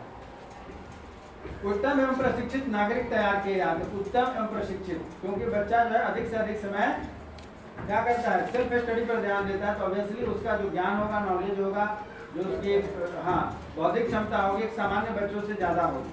हम जो कहते हैं किसी को कि कोई बच्चा बहुत तेज है, लड़का या लड़की, लड़का हो या लड़की हो, हम कहते हैं बहुत तेज है। इस बात का आप समझ लीजिएगा कि बच्चा का ठीक है कि बच्चा की बौद्धिक क्षमता ऐसी है कि एक भी बार पढ़ लेता है उसको याद हो जाता है, 2 या 3 बार में याद हो जाता है। लेकिन यह भी समझ लीजिएगा कि वह लड़का या लड़की जो बहुत तेज है वह कहीं ना कहीं एक सामान्य बच्चों की तुलना में बुक को ज़्यादा स्टडी करता है, क्योंकि जब तक पढ़ेगा नहीं तब तक वो सीखेगा नहीं। ये अलग बात है कि वो थोड़ा भी पढ़ता है तो उसको याददाश्त हो जाता है, कॉन्सेंट्रेट करके पढ़ता है, लड़का हो या लड़की। कई लड़कियों भी देखने में आती है, जैसे कि अभी आपके इस मैट्रिक का टॉपर कौन है, कोई लड़की है ना? हाँ, नाम उसका है, मैं बता देता हूँ, रामायणी शायद नाम है, रामायणी है, आपको नवादा या नालंदा के आसपास की है लड़की, रामायणी नाम है उसका। तो वो शायद 886 या 487 नंबर लाई है, 586 या 87 लाई, 487 या 487 इसी तरीके से 500 में 487 या 86 ऐसे ही कुछ लाई, ऐसा ही कुछ है। तो वो जो है, हाँ, तो कहने का मतलब कोई भी बच्चे जो पढ़ने में तेज होते हैं उसकी ग्रेस्पिंग पावर थोड़ी अधिक होती है। बिना पढ़े लेकिन ज्ञान नहीं होगा, उसको पढ़ना पड़ेगा, सोने से ज्ञान नहीं आने को। वही कहा गया कि उत्तम और प्रशिक्षित नागरिकों का हमें प्राप्त होता है। मौन अभ्यास विकसित होता है। मौन अभ्यास का मतलब हो गया मन ही मन पढ़ने का। बहुत सारे छात्रों में बोल बोल के पढ़ने की आदत होती है, तो उससे दूसरे बच्चों को भी डिस्टर्बेंस होता है। लेकिन मौन शिक्षा जो ये है, रीडिंग है, वो बहुत अच्छी होती है। मौन वाला रीडिंग जो होता है बहुत अच्छा होता है, और उसमें बच्चे ज़्यादा सीखते हैं, कम समय में ज़्यादा रीड करते हैं, फास्ट रीड करते हैं। मौन वाला बोल करके जो पढ़ा जाता है उसमें उतना फास्ट आप नहीं कर सकते हैं, और उसमें किसी को परेशानी भी नहीं होगी। मौन वाला जो आप पढ़े, लाइब्रेरी में मुख्य रूप से मौन वाला ही रीडिंग होती है, तो मौन अभ्यास पर जोर देना चाहिए। निर्धन छात्रों के लिए बहुत अच्छा है। जैसे मान लीजिए कोई बच्चा पढ़ने में तेज है लेकिन उसके पास बहुत सारी किताबें पढ़ने का मौका नहीं मिल पाता है, तो ऐसी स्थिति में अगर वो किसी भी स्कूल से जुड़ा है और उस स्कूल में लाइब्रेरी है तो उस बच्चे को बहुत मौका मिलता है बहुत तरह की किताबें देखने के, डिफरेंट टाइप ऑफ बुक्स के लिए। उसके बाद सामूहिक अध्ययन के दोष को दूर करने के लिए कई बार ऐसा कहा जाता है कि बहुत सारे बच्चे एक साथ जमा हो जाते हैं तो लड़ने लगते हैं, बात करने लगते हैं, झगड़ने लगते हैं और एक दूसरे को डिस्टर्ब करने लगते हैं। लेकिन ऐसा ही बात नहीं होती है। लाइब्रेरी में आप जाएंगे तो उसका जो तरीका है शांतिपूर्वक, पिन ड्रॉप साइलेंस। क्लास में तो बच्चे हल्ला भी करते हैं, लेकिन लाइब्रेरी में हल्ला करना बिल्कुल मना रहता है, जिसको आप लोग जान लीजिए। इसमें से ऐसे कितने स्टूडेंट्स हैं जो कभी आज तक बोले कि नहीं बोले, आज तक कभी लाइब्रेरी में नहीं गए पढ़ने के लिए? आप नहीं गए और आप भी नहीं गए। आप लोग स्कूल में लाइब्रेरी नहीं था, इसका मतलब तो इंटर में भी नहीं। अच्छा, इंटर में तो कॉलेज ही नहीं किए होंगे, खाली एडमिशन ले लिया, उसी से इंटर हो गया। चलिए कोई बात नहीं, ईश्वर से प्रार्थना करिए कि आपकी अगली पीढ़ी जो हो कम से कम लाइब्रेरी देख ले। इसको गलत सेंस में नहीं लीजिएगा, इसको गलत सेंस में लेने की आवश्यकता नहीं है। हम मान लीजिए नहीं पढ़ सके या हम नहीं कुछ कर सके तो हमारी जो अगली पीढ़ी हो वह आगे बढ़े, वह अच्छा करे, हमारी यह शुभकामना रखनी चाहिए। तो आपकी जो पीढ़ी है वह आगे उच्च विद्यालयों में, अच्छे विद्यालयों में पढ़ने जाए और वहाँ उनको लाइब्रेरी में पढ़ने का मौका मिले। तो क्लास में तो थोड़ा शोर आप लोग कर भी लेते हैं, लाइब्रेरी में बिल्कुल पिन ड्रॉप साइलेंट होता है। एक पिन भी गिरेगा तो आवाज़ हो जाएगी कि उसी का नाम है पिन ड्रॉप साइलेंट। एकदम शांत रहता है, पढ़िए चाहे मत पढ़िए लेकिन शांति से बैठना है। यह लाइब्रेरी की सबसे पहला अनुशासन है। लाइब्रेरी की सबसे पहला अनुशासन है पढ़िए या मत पढ़िए, लेकिन एकदम शांति बनाए रखना है। कारण यह होता है कि आपको डिस्टर्ब है कि नहीं पढ़ रहे, जो बच्चा पढ़ रहा है उसको आप डिस्टर्ब नहीं करें, इसीलिए पिन ड्रॉप साइलेंट रहना। आपको कुछ नहीं करना तो चुपचाप बैठे रहिए, लेकिन जो पढ़ रहा है उसको आप डिस्टर्ब नहीं करें, इसीलिए शांति बनी रहती है और बनाए रखनी है उसको। सामूहिक अध्ययन का दोष दूर होता है। अवकाश का समय, यदि कोई खाली समय, जैसे मान लीजिए अभी दोपहर का समय बहुत धूप है, अगर जिस स्कूल में लाइब्रेरी नहीं होगा बच्चा क्या करेगा? निश्चित रूप से बाहर जाकर के खेलेगा। जिसके पास अगर लाइब्रेरी नहीं है वह बच्चा निश्चित रूप से बाहर जाकर के खेलेगा और बीमार पड़ेगा। लेकिन जहाँ लाइब्रेरी है उसको आप इस धूप में बाहर नहीं खेलने के लिए लाइब्रेरी में भेज दीजिए, कुछ ना कुछ बैठ करके 2 बातें ज्ञान भी सीखेगा, कुछ नहीं करेगा तो वही जाकर रेस्ट तो करेगा, बीमार तो नहीं पड़ेगा बाहर दूसरे जाकर। तो ये सभी क्या है, उनकी आवश्यकताएं हैं, इसीलिए विद्यालय की जरूरत होती है। और विद्यालय के महत्व को भी लिखिएगा, तब ही मान्य होगा, आधा नहीं लिखेगा, महत्व पूछा ही है। तो महत्व तो आप लोग समझ ही रहे हैं कि विद्यालय में लाइब्रेरी का क्या महत्व है, उस पर हम आगे चर्चा नहीं करते हैं। इस तरीके से आपका प्रश्न नंबर 19 तक तैयार हो गया। चलिए अगला है 20 आप लोगों को मिला है? नहीं मिला, ठीक है, तो हम बता दें। चलिए 21 मिला है?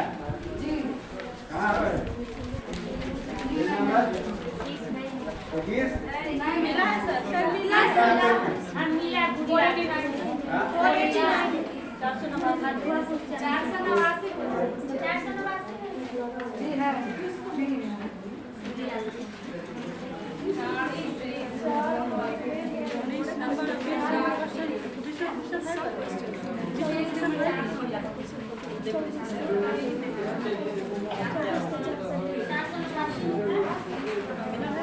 हाँ हो गया।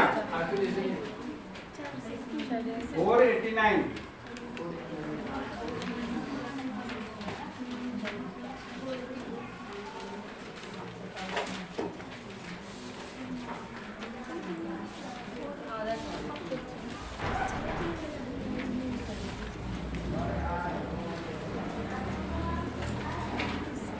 489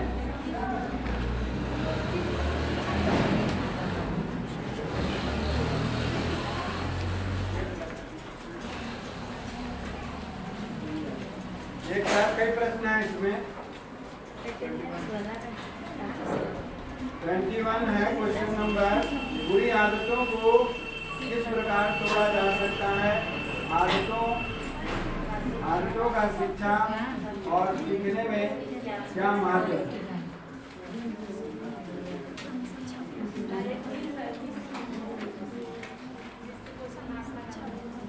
आपको बीच से प्रश्न उठाकर आदत क्या है उस पर नहीं पूछ करके सीधे बुरी आदतों से ही आपको शुरू किया गया है।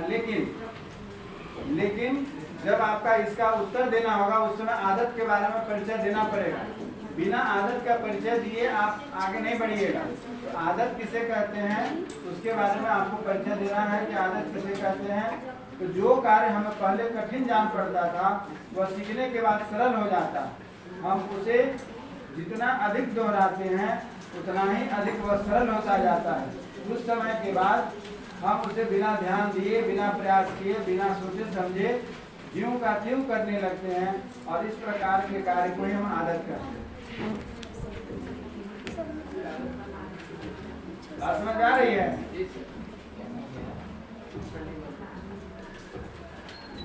490 या 489 में है ये उत्तर। 490 हाँ 490 में है।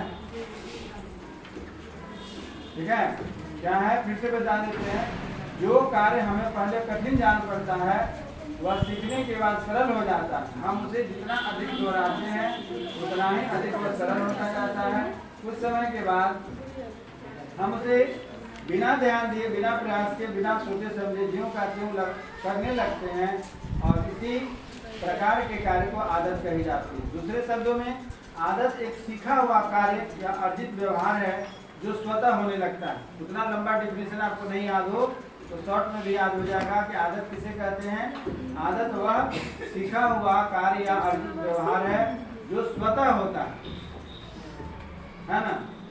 उसके बाद है, इसके ऊपर कई महापुरुषों ने अपने अपने विचार दिए हुए हैं। उसके बाद नीचे आ जाइएगा, आदत के प्रकार, ये भी लिखिएगा। खाली आदत की परिभाषा नहीं लिखिए, आदत कितने प्रकार के होते हैं यह भी लिखिएगा। उसी में से एक आदत आएगी कि उसमें बुरी आदत कौन सी होती है। आदत के प्रकार जो है उसी में है शारीरिक अभिलाषा संबंधित आदतें, भाषा संबंधी आदतें, भावना संबंधी आदतें, यांत्रिक आदत, नैतिक आदत, नाड़ी मंडल संबंधी आदत और विचार संबंधी आदत। ये भी उसका उत्तर में ही आएगा। खाली ये नहीं सोचिएगा कि बुरी आदत के बारे में लिखना है, उसको भी लिखना है। उसके बाद आपका बनेगा अपना प्रश्न चाहिए कि बुरी आदत किसे कहते हैं। बुरी आदत को तोड़ना, बुरी आदत किसे कहते हैं, तब जा करके है कि इस पर आप ये करें। अरे चलिए किताब में तो इतनी सारी बातें दी हुई है, ऐसे बताइए अगर मान लीजिए यह क्वेश्चन आपको नहीं पता रहता या पता होने पर भी इसमें रटने वाली कोई चीज़ नहीं है, तो किसी की बुरी आदत को कैसे छोड़ा जा सकता है, छोड़ाया जाएगा, क्या क्या करना होगा? उसे संगति को छोड़ाना। 1 2 बोलते चलिए, जो बोल रहे हैं सबसे बोल। मैं इसलिए हाँ? इधर कैसे समझाएंगे मार के? चलिए ये कह सकते हैं दंड भी दिया जा सकता है ना। चलिए ठीक है, और ठीक ठीक 5 हो गया, और बढ़िए, सब सही बोल रहे हैं। हम बुलवा इसीलिए रहता है कि आपको घर में जाकर रटना नहीं पड़े, बहुत सारे प्रश्न जिसको रटना पड़ेगा। ये तो छोटी छोटी आदतें हैं जिसको के छोटे छोटे। हाँ ठीक है, हाँ तो दंड और पुरस्कार दोनों में आ जाएगा। चलिए ठीक है, आपका भी सलाह सही है। और बताइए, ठीक है, जो आप लोग कह रहे हैं बिल्कुल सही कह रहे हैं। 2-4 बातें जो छूट रही है उसको मैं पूरा कर देता हूँ। पहला आप लोग 6-7 लगभग बताए हैं, उसमें है एक चीज और है, 7वां 6 तक बताए। 7 में आप कह सकते हैं संकल्प शक्ति। संकल्प शक्ति रखना पड़ेगा उसको कि हमें इस बुरी संगति से हटना है। लेकिन उसमें 8वां जो है वह तभी संकल्प शक्ति तभी विकसित होगी जब हम उसके लिए क्या करेंगे, पुरस्कार हो गया, पुरस्कार हो गया। कितना बार पुरस्कार? गलत काम के लिए पुरस्कार दीजिएगा, बोल चुकी है पुरस्कार वाली बात।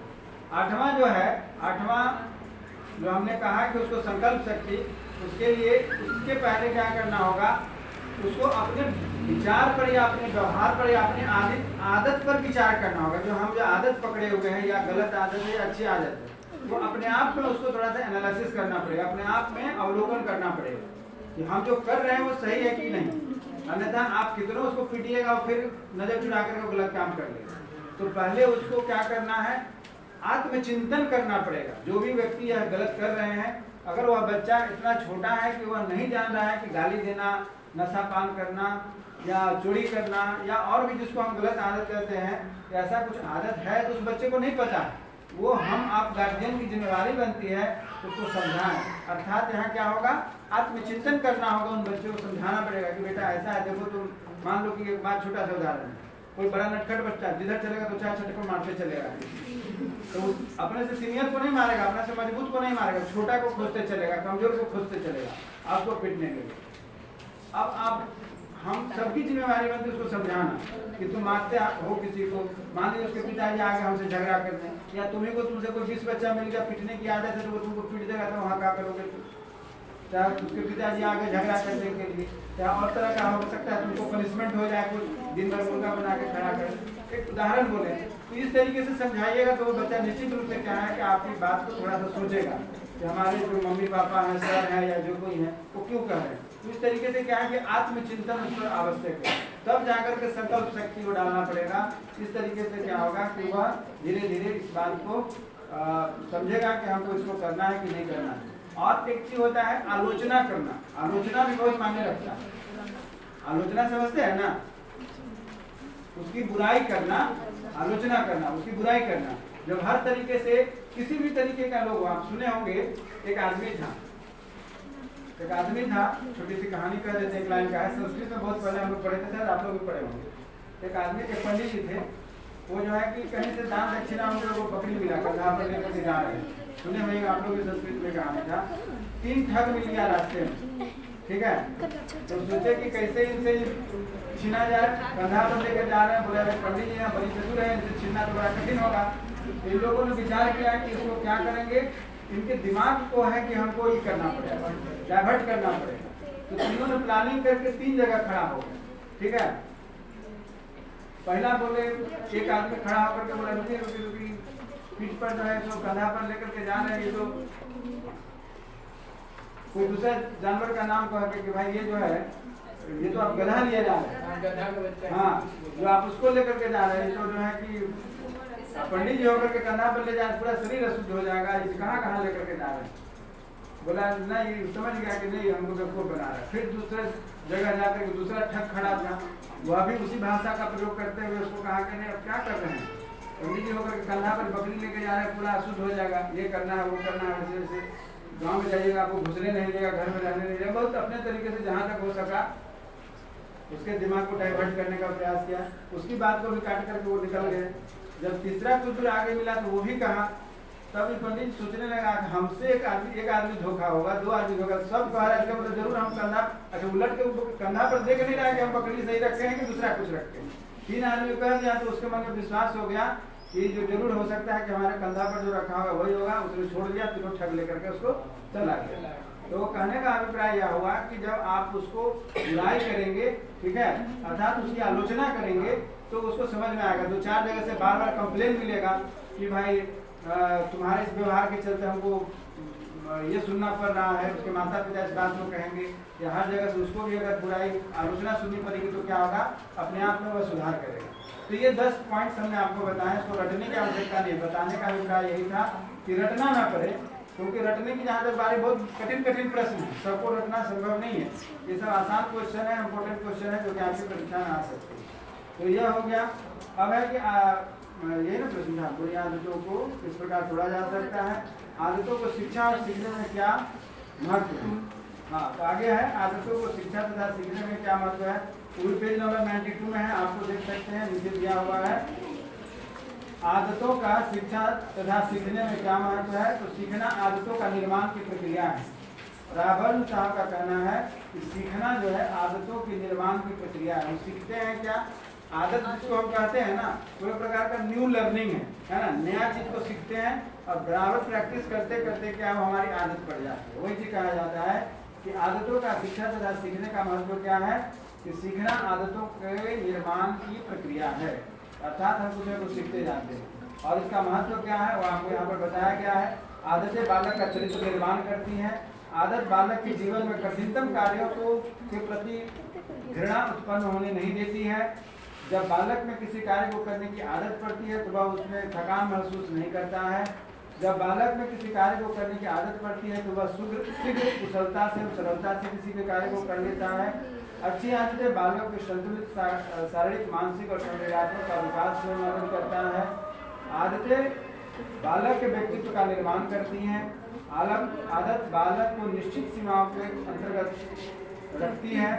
आदत बालकों के समाज के अनुकूल और समाज विरोधी कार्यों से रोकती है। और जब कोई सीखी हुई बात बालक की आदत में आ जाती है तब उसको स्मरण रखने में क्या होती है, कठिनाई नहीं होती। तो ये 10 पॉइंट हैं कि अगर आपको आदत संबंधित बातें लिखने, आदत का क्या महत्व है, तो इन चीज़ों को आपको लिखनी है। ठीक है, इस प्रकार से आपका क्वेश्चन नंबर 21 कंप्लीट होता है।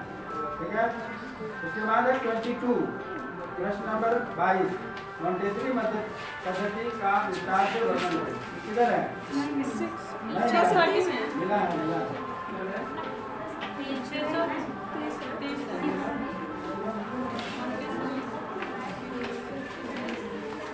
शॉर्ट क्वेश्चन मिला पूरा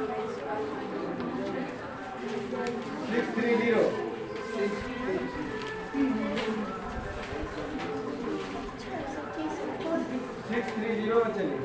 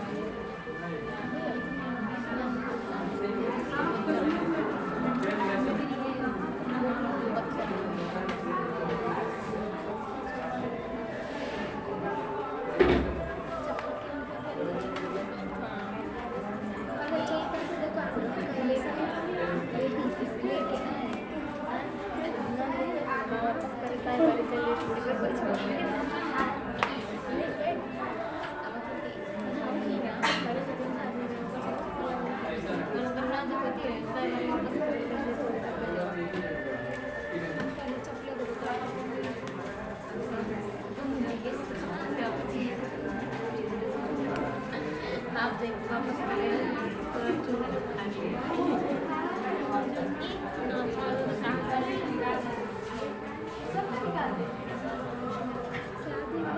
पेज नंबर 630 बता दिए, उसके बाद आप लोग पेज खोल कर देखने लगे। सर देखें सर। वही बात तो हम भी कर रहे हैं कि आप लोग पेज खोल के देखने लगे कि कौन कौन नहीं का निकाल पा रहा, वही आप लोग निकलवाने में लगे हुए। और क्या वही बात ही है, अपना निकाल लिया, उसके बाद अगर लोग देखने तुम निकाला कि नहीं निकाला। देखिए इसमें जो आपका पेज नंबर 630 में दिया हुआ है, इसके बारे में यह काफ़ी बड़ा है और पूरा आप लिखना चाहेंगे तो समय भी लगेगा और पता चलेगा कि उत्तर लिखते लिखते समय निकल गया। तो पूरा इसमें आपको नहीं लिखना है, यानी कि पूरा छापना नहीं है, लिखना तो पूरा है, छापना नहीं है पूरा। जिसमें देखिए इसमें क्या है, पहला कहता है कि मारिया मॉन्टेसरी का जीवन चरित्र।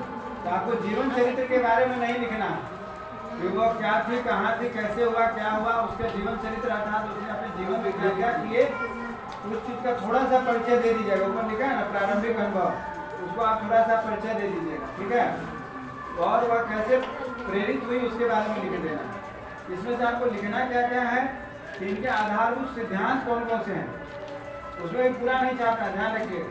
जैसे कह रहे हैं स्वतंत्रता का सिद्धांत, तो स्वतंत्रता के सिद्धांत से क्या मतलब है।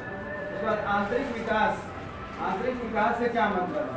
उसके बाद है कि नगद पुरस्कार या शारीरिक दंड देने का सिद्धांत, पेज नंबर 632 में चलिए। तो इन सब बिंदुओं को बढ़ाते हुए उसका अगर व्याख्या कर सकते हैं तो ठीक है, नहीं तो केवल पॉइंट भी लिखेगा तो उससे काम चल जाएगा। आप समझ गए, उससे ज़्यादा उसमें नहीं लिखेगा क्योंकि बहुत आगे भी बहुत कुछ लिखना है। उसके बाद है उन सभी पॉइंट्स को लिखने के बाद आप लिखेंगे मॉन्टेसरी पद्धति में शिक्षक का स्थान। शिक्षक को उसमें बहुत अहम स्थान दिया हुआ है। क्यों दिया है, क्योंकि शिक्षक एक माली के रूप में है। यह प्रश्न बहुत इंपॉर्टेंट है, कंपटीशन में भी आप जाइएगा तो पूछता है शिक्षक को एक माली के रूप में किसने कहा है। ऑब्जेक्टिव टाइप कंपटीशन में भी जाइएगा तो क्वेश्चन पूछता है कि शिक्षक को एक माली के रूप में किसने कहा है, तो मॉन्टेसरी ने कहा, ठीक है। चिकित्सक विज्ञान और धार्मिकता के गुणों के संपन्न संचालिका, उस पर क्या है, उस पर भी कहा है। बच्चे के व्यक्तित्व के विकास और नैतिक विशेषता, ये चीज जो है कि आप उसको निश्चित रूप से दिखाइएगा, इस पॉइंट को दिखाइएगा। व्याख्या कर सकते हैं तो ठीक है, नहीं कर सकते तो कोई बात नहीं। उसके बाद जो इसका अगला पॉइंट इसमें बनता है इसी का, वह आपका इसमें बनता यह है कि ज्ञानेंद्रियों का प्रशिक्षण। ज्ञानेंद्रिय समझते हैं ना, ज्ञानेंद्रिय हम लोग पढ़ेंगे, कितने सारे ज्ञानेंद्रिय, कर्मेंद्रिय और ज्ञानेंद्रिय अलग अलग है ना। तो उसमें कह रहा है कि ज्ञान इंद्रियों का प्रशिक्षण, अर्थात हमारे ज्ञान इंद्रिय कौन कौन से हैं, पढ़ा चुके हैं, इसको सब हो जाते हैं। ज्ञान इंद्रिय कौन कौन सी है,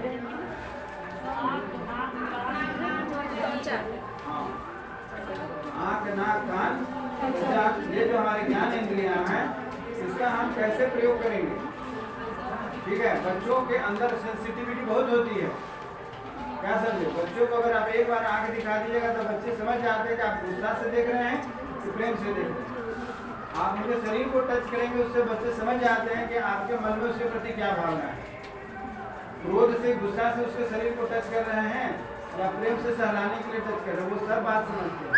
तो बच्चों को क्या करना है, ज्ञान इंद्रियों, इसीलिए कहा गया ज्ञान इंद्रियों का प्रशिक्षण बच्चों को उसमें देना आवश्यक है। विशेष करके यहाँ साफ साफ लिख रहा है ज्ञानेंद्रिय, ज्ञानेंद्रियों का नासिका, नाक से सूंघने की जो प्रशिक्षण दी जाती है। सुगंधित वस्तुएं कैसी होती हैं, यानी कि सुगंध के आधार पर बताना है, उसमें डिफ्रेंशिएट करना, तो उसके सुगंध के आधार पर भी कैसे क्या है। उसके बाद है चक्षु इंद्रिया, चक्षु इंद्रिया मतलब ना आँखों से बच्चों को पहचानना, आँख से देख करके ही बच्चों को उन चीज़ों को पहचानी जा सकती है। स्वाद इंद्रिया यानी कि जीभ के द्वारा, स्पर्श इंद्रिया जिसके द्वारा जैसे कि हम लोग छू करके करते हैं, उसके बारे में कहा है। इसके बारे में आपको इसमें लिखना है, इसके ज़्यादा इसमें आप लिखना चाहेंगे तो बहुत बड़ा उत्तर, इतना बड़ा मॉन्टेसरी पद्धति के गुण।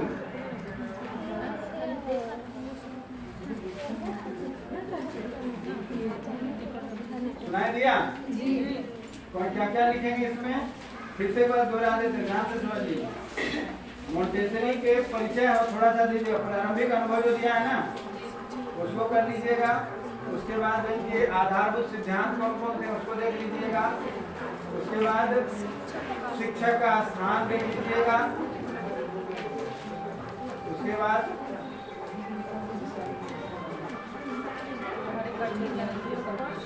मोंटेसरी पद्धति के गुण, ये बहुत महत्वपूर्ण है। मोंटेसरी पद्धति के गुण 367 में, अरे 637 में मोंटेसरी पद्धति के गुण, ये बहुत महत्वपूर्ण है।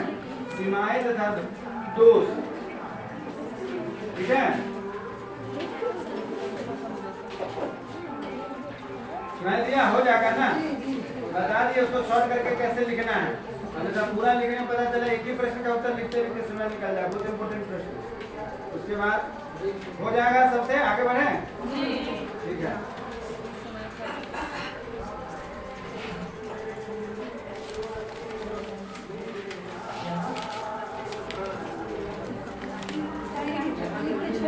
हाँ, और क्या छोड़ देना है। अब कैसा प्रश्न है? अच्छा देखिए, एक प्रश्न यहीं पर है, आपको आप लोग खोजे होंगे, शायद नहीं मिला होगा। महात्मा गांधी के शैक्षिक विचारधारा का संक्षेप में मिला है? हाँ, यही लास्ट जहाँ हो रहा है आपका 639। बेसिक शिक्षा के पद्धति पर विस्तार से वर्णन करें। 639 या 640। गांधी जी का शिक्षा दर्शन यहीं पर है नीचे में, जहाँ पर मोंटेसरी खत्म करेंगे वहीं पर है बेसिक शिक्षा का विस्तार। हो गया?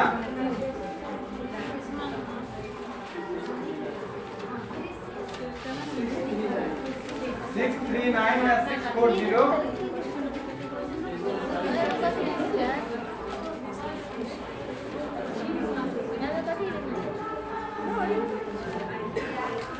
आगे बढ़े, बात नहीं करिए, बात करने से दोनों लोगों को डिस्टर्ब होगा, आपको भी और मुझे।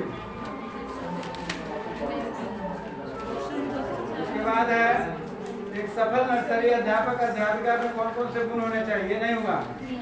चलिए ठीक है, इसको पास करके आगे बढ़िए। विद्यालय और समुदाय के संबंध में एक निबंध लिखिए, ये तो मिल गया होगा।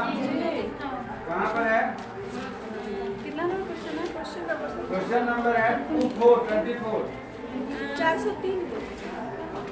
403।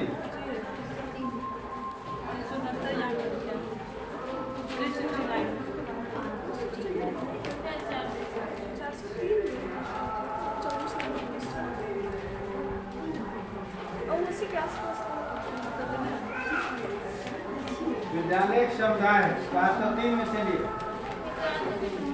403 विद्यालय और समुदाय का संबंध है। विद्यालय समुदाय 403, पेज नंबर 403। 403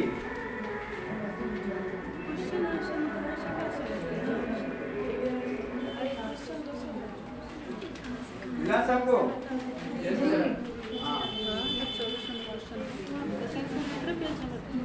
प्रश्न संख्या 12 है, विद्यालय एक समुदाय के रूप में अपनी भूमिका का निर्वाह किस प्रकार करता है, इसकी विवेचना करें। ये बात, ये प्रश्न है, यहाँ घुमा के लिखा गया है।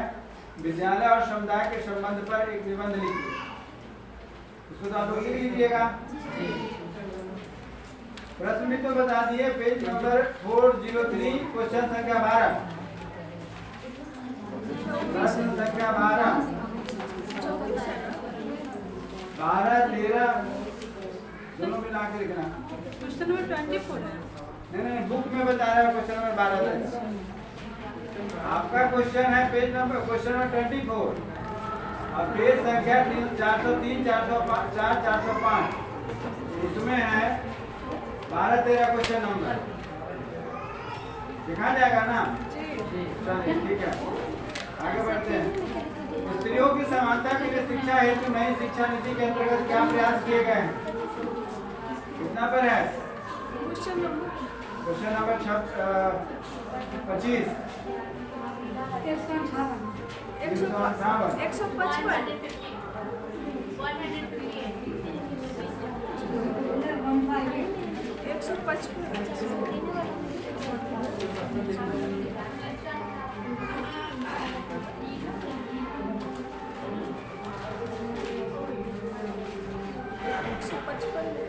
चलिए पेज नंबर 158 में चलिए। जी सर। Question number 25।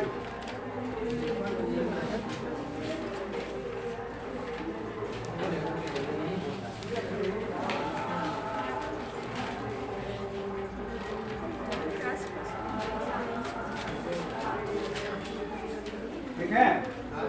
हाँ, प्रश्न सीधा सीधा है, घुमाया नहीं है, बिल्कुल सीधा सीधा प्रश्न है कि स्त्रियों की समानता के लिए शिक्षा हेतु नई शिक्षा नीति के अंतर्गत क्या प्रयास किए गए हैं।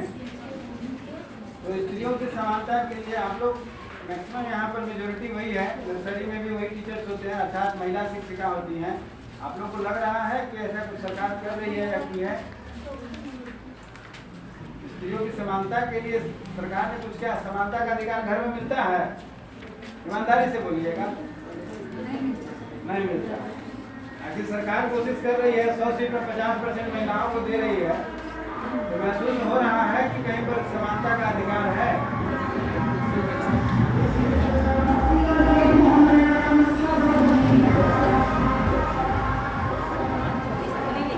अच्छा, एक चीज जो आए दिन हम देखते हैं, आप लोग के सामने इसलिए मैं रख रहा हूँ कि जब मैं जो इस बात को यहाँ उठा रहा हूँ, ऑफ द रिकॉर्ड है, पढ़ाई से नहीं है, लेकिन इसको उठाना मुझे अभी बगल से बाजा जो गुजरा है तो इस पर मेरा ध्यान गया है।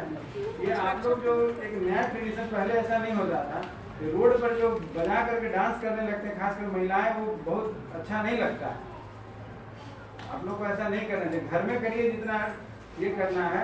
एक तरफ आप पर्दा भी करते हैं, दूसरी तरफ रोड पर बाजा बजा करके और ये करते हैं, ये अच्छा नहीं लगता। कभी आप लोग चिंतन करिएगा, महिलाएं यहाँ ज़्यादा बैठी, इसीलिए मैंने इस बात को उठाया। लड़के डांस कर लेते हैं तो हम मना कर सकते हैं, लेकिन आप लोग को क्या समझाएं? आप लोग को समझाना चाहिए उन लोगों को, तो वो प्रभाव ज़्यादा होगा। आपको कोई नहीं समझा सकता, क्योंकि आप खुद जाते हैं वहाँ करने के लिए।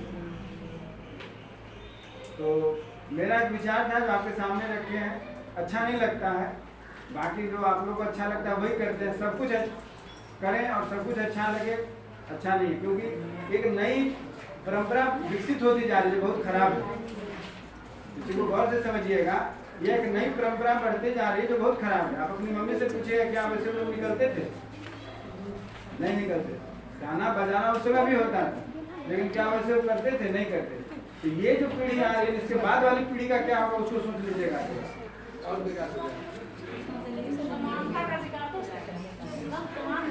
नहीं हो खुद गुटखा खा रहा है, दूसरे को तो बोले लेकिन अगर आप छोड़िए उसके बाद उसको इम्पैक्ट करिए तो हो सकता है छोड़ भी सकता है। तो पहले आप रोड पर नाचना बंद कीजिए, हो सकता है आपके घर के लोग भी बंद करें, तो हो सकता है। देखिए, उतना रिसर्च करने का समय नहीं है। कौन व्यक्ति किसको कितना समझाता है उस पर डिपेंड करता है। गिर गया क्या? गिर रहा। कौन व्यक्ति की समझा रहा है उस पर डिपेंड करता है। अगर किसी के पिता समझाते और किसी की माँ समझाती, घर के दोनों सदस्य हैं, नहीं काम करता तो छोड़ दीजिए, अगर कर रहा है तो माँ समझाती है वह प्रभाव और पिता समझाते हैं वह प्रभाव, दोनों बहुत अंतर होता है। ठीक है, अगर कहीं गड़बड़ होता है तो पिता समझाते हैं तो उसका प्रभाव अलग होता है और माँ समझाती है। तो जो पुरुष गड़बड़ अगर कर रहा है तो महिलाएं समझाएंगे तो उसका अलग प्रभाव होगा, लेकिन जो महिलाएं गड़बड़ करती है तो पुरुष को बहुत सोचना पड़ता है कि इसको कैसे समझें। जिस चीज को हम पर्दा के लिए बनाए हैं, जिससे हम पर्दा करते हैं, उस चीज को प्रदर्शन करने जाते हैं, तो ये सोचने का विषय। मेरा काम था आपके दिमाग में डाल देना, बाकी मानिए ना मानिए, करिए ना करिए, आप समाज से बाहर नहीं है। आप ही का देखा देखिए आपके आने वाली पीढ़ी करेगा। ऐसा नहीं कि आप पहली बार हैं, आपके गांव में दूसरा भी किया होगा तब आप देख करके करें, और आपको भी देख करके फिर तीसरा करेगा, उसको देख के चौथा करेगा। तो इसलिए मैंने आपके दिमाग में डाल दिया कि बारात आती है, रात में नाचते हैं अलग चीज है, लेकिन यहाँ दिन दिखाड़े में रोड पर जो है कि रोड ब्लॉक करके नाचते हैं। अच्छा लगता है तो करते रहिए, हमको क्या दिक्कत है? हम तो रोड से अपना हॉर्न देते हुए गाड़ी लेके निकल जाते हैं, हम तो खड़े होकर वहाँ नहीं देखते हैं। आप लोग के बीच में आने वाले समय में ऐसा है होगा, इसलिए हमने डाला। बाकी आप लोग खुद समझदार हैं क्या करना है। चलिए आगे बढ़ते हैं। तो प्रश्न यहाँ ये है, और प्रश्न आपको समझ के लिख सकते हैं। इसमें 2-4 बातें मुख्य रूप से हैं कि उनके प्रावधान क्या क्या रखे गए हैं। स्त्रियों के स्तर पर मूलभूत परिवर्तन में प्रतिनिधि के रूप में शिक्षा का उपयोग किया गया। एक चीज तो सबसे महत्वपूर्ण है कि बिना शिक्षा के, चाहे वह किसी भी जाति का व्यक्ति हो या किसी भी धर्म का व्यक्ति हो, किसी समुदाय का व्यक्ति हो, शिक्षा क्या करता है ना, हमारे मन मस्तिष्क में जो अंधकार है किसी विषय वस्तु को लेकर के, बात नहीं करिए, बस बीच में बैठ करके बात करते हैं, हमारे दिमाग में किसी भी विषय वस्तु को लेकर के जो अंधकार है, अंधविश्वास है, ठीक है, उस चीज को शिक्षा दूर करती है। तो किसी को भी अगर जीवन में आगे बढ़ना है तो अंधविश्वास से, अंधकार से लड़ने के लिए उसको शिक्षा पाना ही पड़ेगा। बिना शिक्षा के आप जीवन में आगे नहीं बढ़ सकते। आर्थिक आजादी की मैं बात नहीं कर रहा हूँ, मैं ज्ञान की बात कर रहा हूँ। तो शिक्षा जब तक किताब नहीं पढ़िएगा ना, तब तक नहीं समझ पाइएगा कि उसमें आपके जिस पर पर्दा पड़ा हुआ है वो नहीं हटेगा। नहीं तो फिर वही बात आप लोगों ने पढ़ी होगी, काला अक्षर किसको क्या कहते हैं, है ना। तो काला अक्षर को क्या कहते हैं, जो पढ़ गया वो ठीक है, जो नहीं पढ़ेगा वही समझेगा काला अक्षर को क्या कहते हैं। तो कहने का मतलब है उसके अंदर के बात को सीखने समझने के लिए शिक्षा पाना बहुत आवश्यक है। चाहे वो किसी जाति धर्म का व्यक्ति हो, शिक्षा ही है उस दूरी को गैप हो। आप कितने भी उच्च वर्ग के हैं लेकिन आपके पास शिक्षा नहीं है तो कोई काम करें। भले होते थे ना राजा महाराजा जो है अनपढ़ हुआ करते थे, उनके मंत्री संतरी जो होते थे वो पढ़ के सुनाते थे और वही लिखवाते थे। राजा को पता नहीं होता था बहुत ऊंचा पद पर है, क्योंकि वहाँ हायरार्की होती है, यानी कि राजा का बेटा ही राजा बनेगा, राजा का बेटा ही राजा बनेगा, इस तरीके से पद्धति आती है। तो वह पद्धति में क्या है कि शिक्षा का धीरे धीरे लोप होता चला। मंत्री संतरी वगैरह जो होते थे, जो कहते थे लिखा कुछ और है, पढ़ के कुछ और सुनाते, ठीक है, और उसी हिसाब से जवाब बनाते थे। तो आज के समय में अगर आज का परिवेश समझ लीजिए, आपके दादाजी के जमाने में एजुकेशन का क्या हाल रहा होगा, जब आज इतना सब कुछ होने के बावजूद हर 2 किलोमीटर पर एक विद्यालय है। विद्यालय चले ना चले अलग बात, प्राइवेट है गवर्नमेंट का अलग है। आज शिक्षा के प्रति इतना रुझान है लोगों में कि हर कोई चाहता है अपने लड़के लड़की को पढ़ाने के लिए। भले शरीर पर वस्त्र नहीं है लेकिन पढ़ाना चाहता है और पढ़ा भी रहा।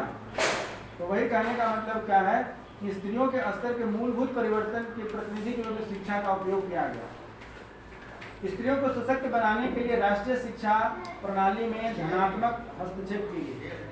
ये जो आपके नीतीश जी या वर्तमान प्रधानमंत्री या मुख्यमंत्री, इन्होंने जो काम 1-2 किया है उसका एक ही साइड पर चर्चा करेंगे। तो हर चीज़ का पॉजिटिव निगेटिव होता है, पॉजिटिव पर चर्चा करिएगा तो निगेटिव साथ में चलता है, हर जगह पर पॉजिटिव नहीं रह सकता। जैसे कि जब प्रकाश होगा तो छाया बनेगी, अंधकार होगा तो प्रकाश नहीं होगा, है कि नहीं। प्रकाश कहीं भी हो, चाहे टॉर्च का जलाइए, चाहे दिया जलाइए, चाहे मोमबत्ती जलाइए या सूर्य निकले, तो प्रकाश जहाँ भी होगी वहाँ छाया बननी। रात में जब होगी तो वहाँ प्रकाश का बात ही नहीं है, फिर वहाँ रात को दूर करने के लिए आप टॉर्च जलाइएगा तो उसके साथ साथ छाया चलेगी। तो कहने का अभिप्राय यह है कि हर सकारात्मक पक्ष के साथ एक नकारात्मक पक्ष चलता है। तो सकारात्मक एक जो पक्ष देखने को है, आप लोगों ने गौर किया और शायद आपके सामने का सब कुछ है। जब से यह सरकार लगभग 20 वर्षों से है, 20 साल प्लस जा रही है, और इन्होंने जितने मैट्रिक पास करने वाली लड़कियों को खास करके फर्स्ट डिवीजन अभी तो कर दिया था सबको, जितने भी बच्चे हैं उनको 20 फर्स्ट डिवीजन से पास करने वाले को जो 10,000 रुपये का इनाम रख दिया गया है, या 8वां-9वां में जाकर के जो आप लोग को साइकिल के लिए जो राशि मिलती है, पोशाक राशि मिलती है, पोशाक राशि तो नीचे से ही है, साइकिल राशि जो मिलती है, इससे बहुत ज़्यादा आप लोगों के बीच में क्रांतिकारी परिवर्तन आया, ठीक है। चाहे उस लोभ से हो, चाहे उसके माध्यम से हो, चाहे जैसे भी हो, लड़कियों में खास करके पढ़ाई के प्रति एक जागरूकता आई। लड़कों को भी अब धीरे धीरे मिलने लगा है साइकिल, और पढ़ाई के प्रति भले 8वां तक कुछ नहीं आता है, साइकिलें के लिए पढ़ती है और स्कूल जाती है, लेकिन कुछ तो सकारात्मक जरूर हुआ। पहले होता था कि उनके पास साधन नहीं होते थे, दूर नहीं जाने का मौका मिलता था, इसलिए उनकी पढ़ाई वंचित हो जाती थी 8वां-9वां में जाते जाते। लेकिन अब कम से कम इंटर तो कर ही लेती है, कॉलेज नहीं जा पाती है, क्योंकि आपके अगल बगल में जितने भी मिडिल स्कूल है सबके सब हाई स्कूल हो गए, सबके सब हाई स्कूल जो लगभग +2 हो गए, सभी के सभी उत्क्रमित करके उसको ऊपर बढ़ा दिया गया। तो इसका लाभ तो जरूर मिला है, भले ज्ञान ना हो लेकिन डिग्री लगभग सबको इंटर की मिल गई है कि नहीं। इस बात को मानते हैं ना, कहिए उच्च स्वर में जी हाँ। ज्ञान कितना है उससे मतलब, डिग्री तो है ना सबके पास, वही चाहिए था सरकार को, और आप लोगों के पास इस बात के लिए तैयार है कि हाँ सर ज्ञान कितना उसको छोड़िए, डिग्री तो है, हम लोग इंटर पास, अच्छी बात। तो स्त्री के विकास में वृद्धि दृष्टि के शिक्षा के संस्थाओं का प्रोत्साहन किया गया। अर्थात अभी जो हमने बताया, शिक्षा को बढ़ाने के लिए ही आपके घर घर तक जो स्कूल था, मिडिल स्कूल को हाई स्कूल कर दिया गया, हाई स्कूल को +2 कर दिया। एक जमाना था कि आप घर में पूछिएगा तो लगभग 5 किलोमीटर 10 किलोमीटर के क्षेत्र में एक हाई स्कूल हुआ करता है। लेकिन आज के समय में जितने भी प्राइमरी थे उसको मिडिल कर दिया गया। मिडिल को हमने कई जगह देखा है कि 10th कर दिया गया, 10th को +2 कर दिया।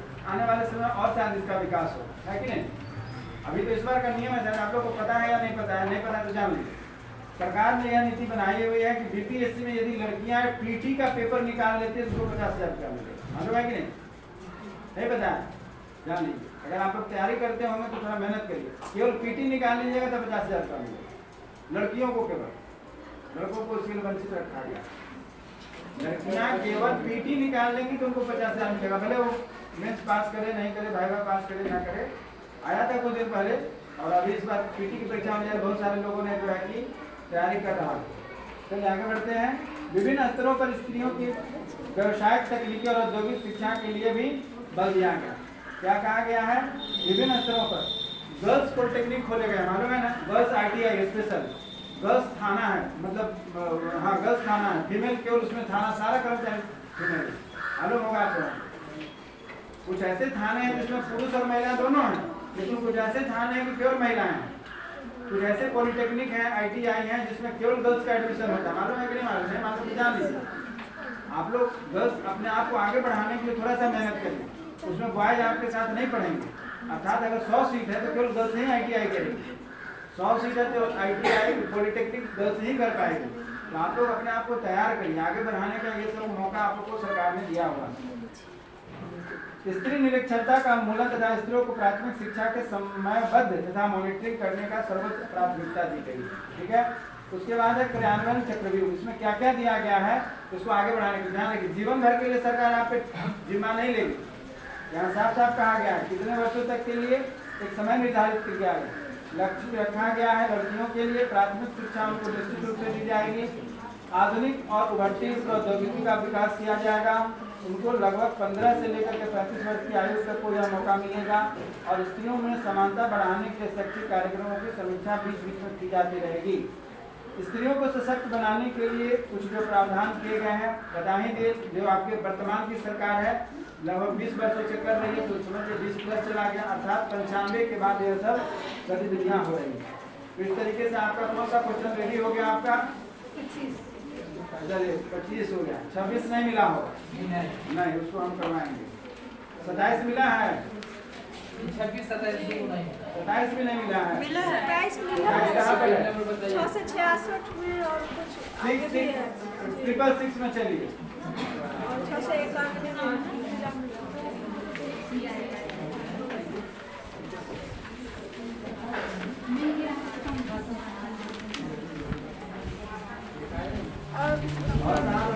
6 से 91 में। 91 का तो अलग प्रश्न है।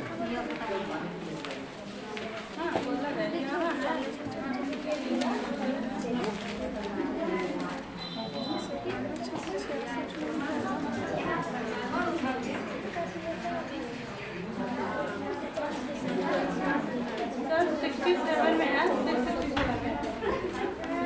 65 इसी में कहीं थोड़ा बैठ के अटेंडेंस बना लीजिए, इसके अंदर ही यहाँ है तो इसमें है। मेरे फर्स्ट में तो लग जाए जगह इसी में।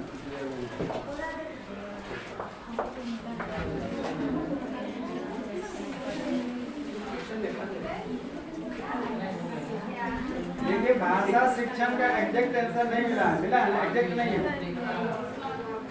एग्जैक्ट आंसर नहीं है भाषा शिक्षण का। हम इसका करवा देंगे। एग्जैक्ट आंसर नहीं है भाषा शिक्षण का, उसको हम करवा देंगे। हाँ वो भी करवा देंगे। 26 27 भी करवा देंगे। ऊपर उन ये जो है नर्सरी टीचर वाला वो भी करवा देंगे। 3 प्रश्न है ना। आगे बढ़िए। कला शिक्षण के विभिन्न उद्देश्यों पर प्रकाश डालें। कहाँ पर है? सर ये 770 में ना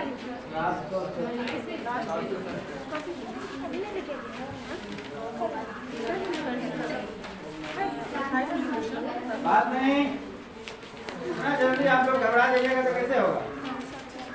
बोल हम रहे हैं, थक आप लोग रहे हैं, तो सही बात नहीं है।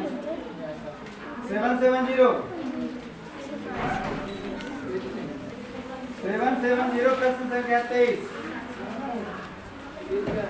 पेज नंबर 770 में चलिए।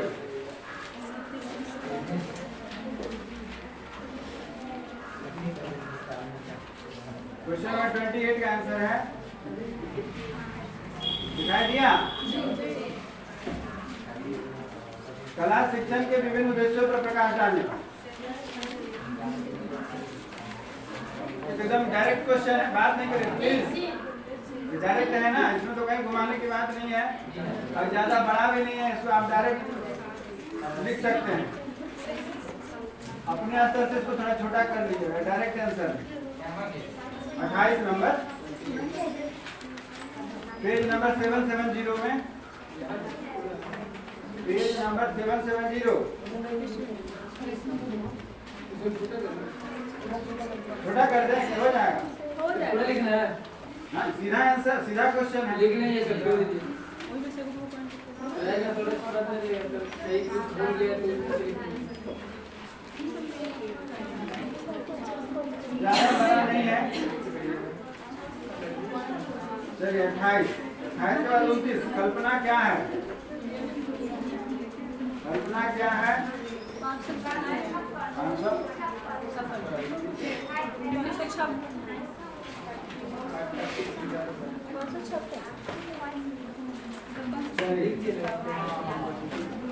आइए 556, बात नहीं करिए, बात करिएगा तो टाइम लगेगा, वेस्ट आपका होगा। प्लीज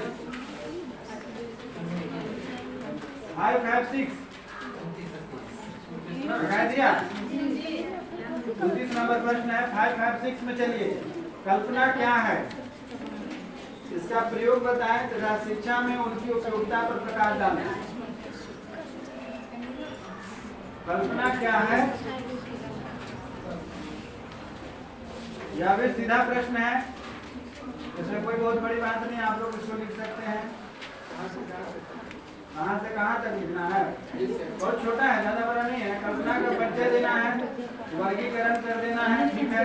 बड़ा नहीं है, बहुत आसान है, छोटा भी है। कल्पना की उपयोगिता में कुछ नीचे से कम कर दीजिएगा। कल्पना की उपयोगिता में 12 दिया है ना, 12 लिखने की जरूरत नहीं है, 5-6 तक लिख लीजिएगा, उससे काम चल जाएगा। ठीक है, कोई दिक्कत? बात पहले बात नहीं करिए, बात कम कर लिएगा ना, हमसे पूछिए जो पूछना है। बात वही लोग करते हैं जिनके पास बुक नहीं है, यही पाया गया। जिनके पास बुक है बेचारा पेज पलटने में समय निकल जा रहा है, कहाँ बात करें। जिनके पास बुक नहीं है वो बिना मतलब में बगल वाले को पेज खुलवाने में सहयोग कर रहे हैं। इधर पलटो, उधर पलटो, इधर पलटो, उधर पलटो, उसी में शोर होने लगता है। अच्छा करते हैं आप लोग, लेके नहीं आते। चलिए, हो गया 29 नंबर क्वेश्चन। अब आगे आखिरी प्रश्न है 30। 400।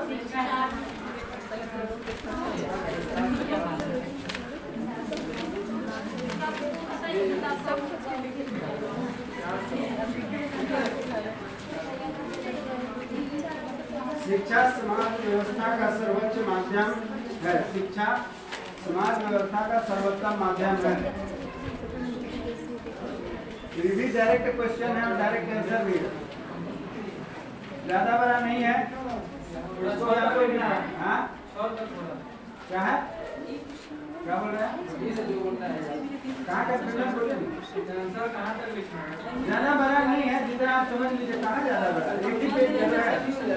400 से लेके 402 में खत्म हो गया।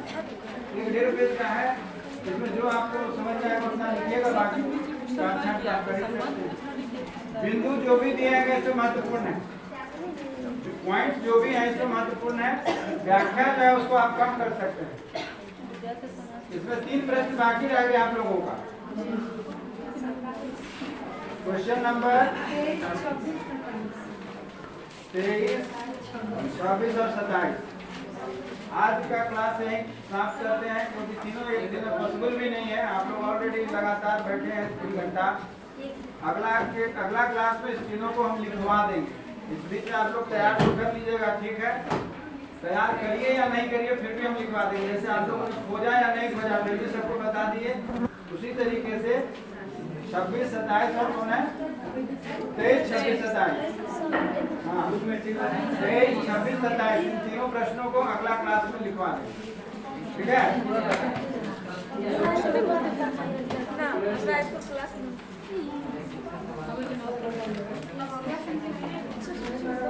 23, 26, 27 जो प्रश्न है आप लोग तैयार करिएगा तो भी, ना करिएगा तो भी अगले क्लास में इसको लिखवा देंगे, ठीक है? मिला नहीं, 26 नहीं मिला होगा।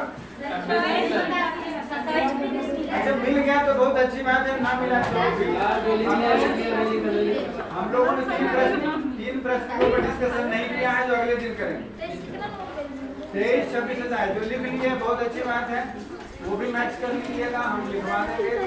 नहीं लिख सके आपको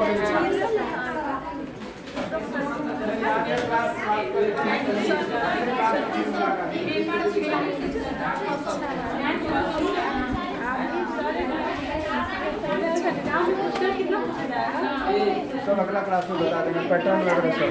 चलिए।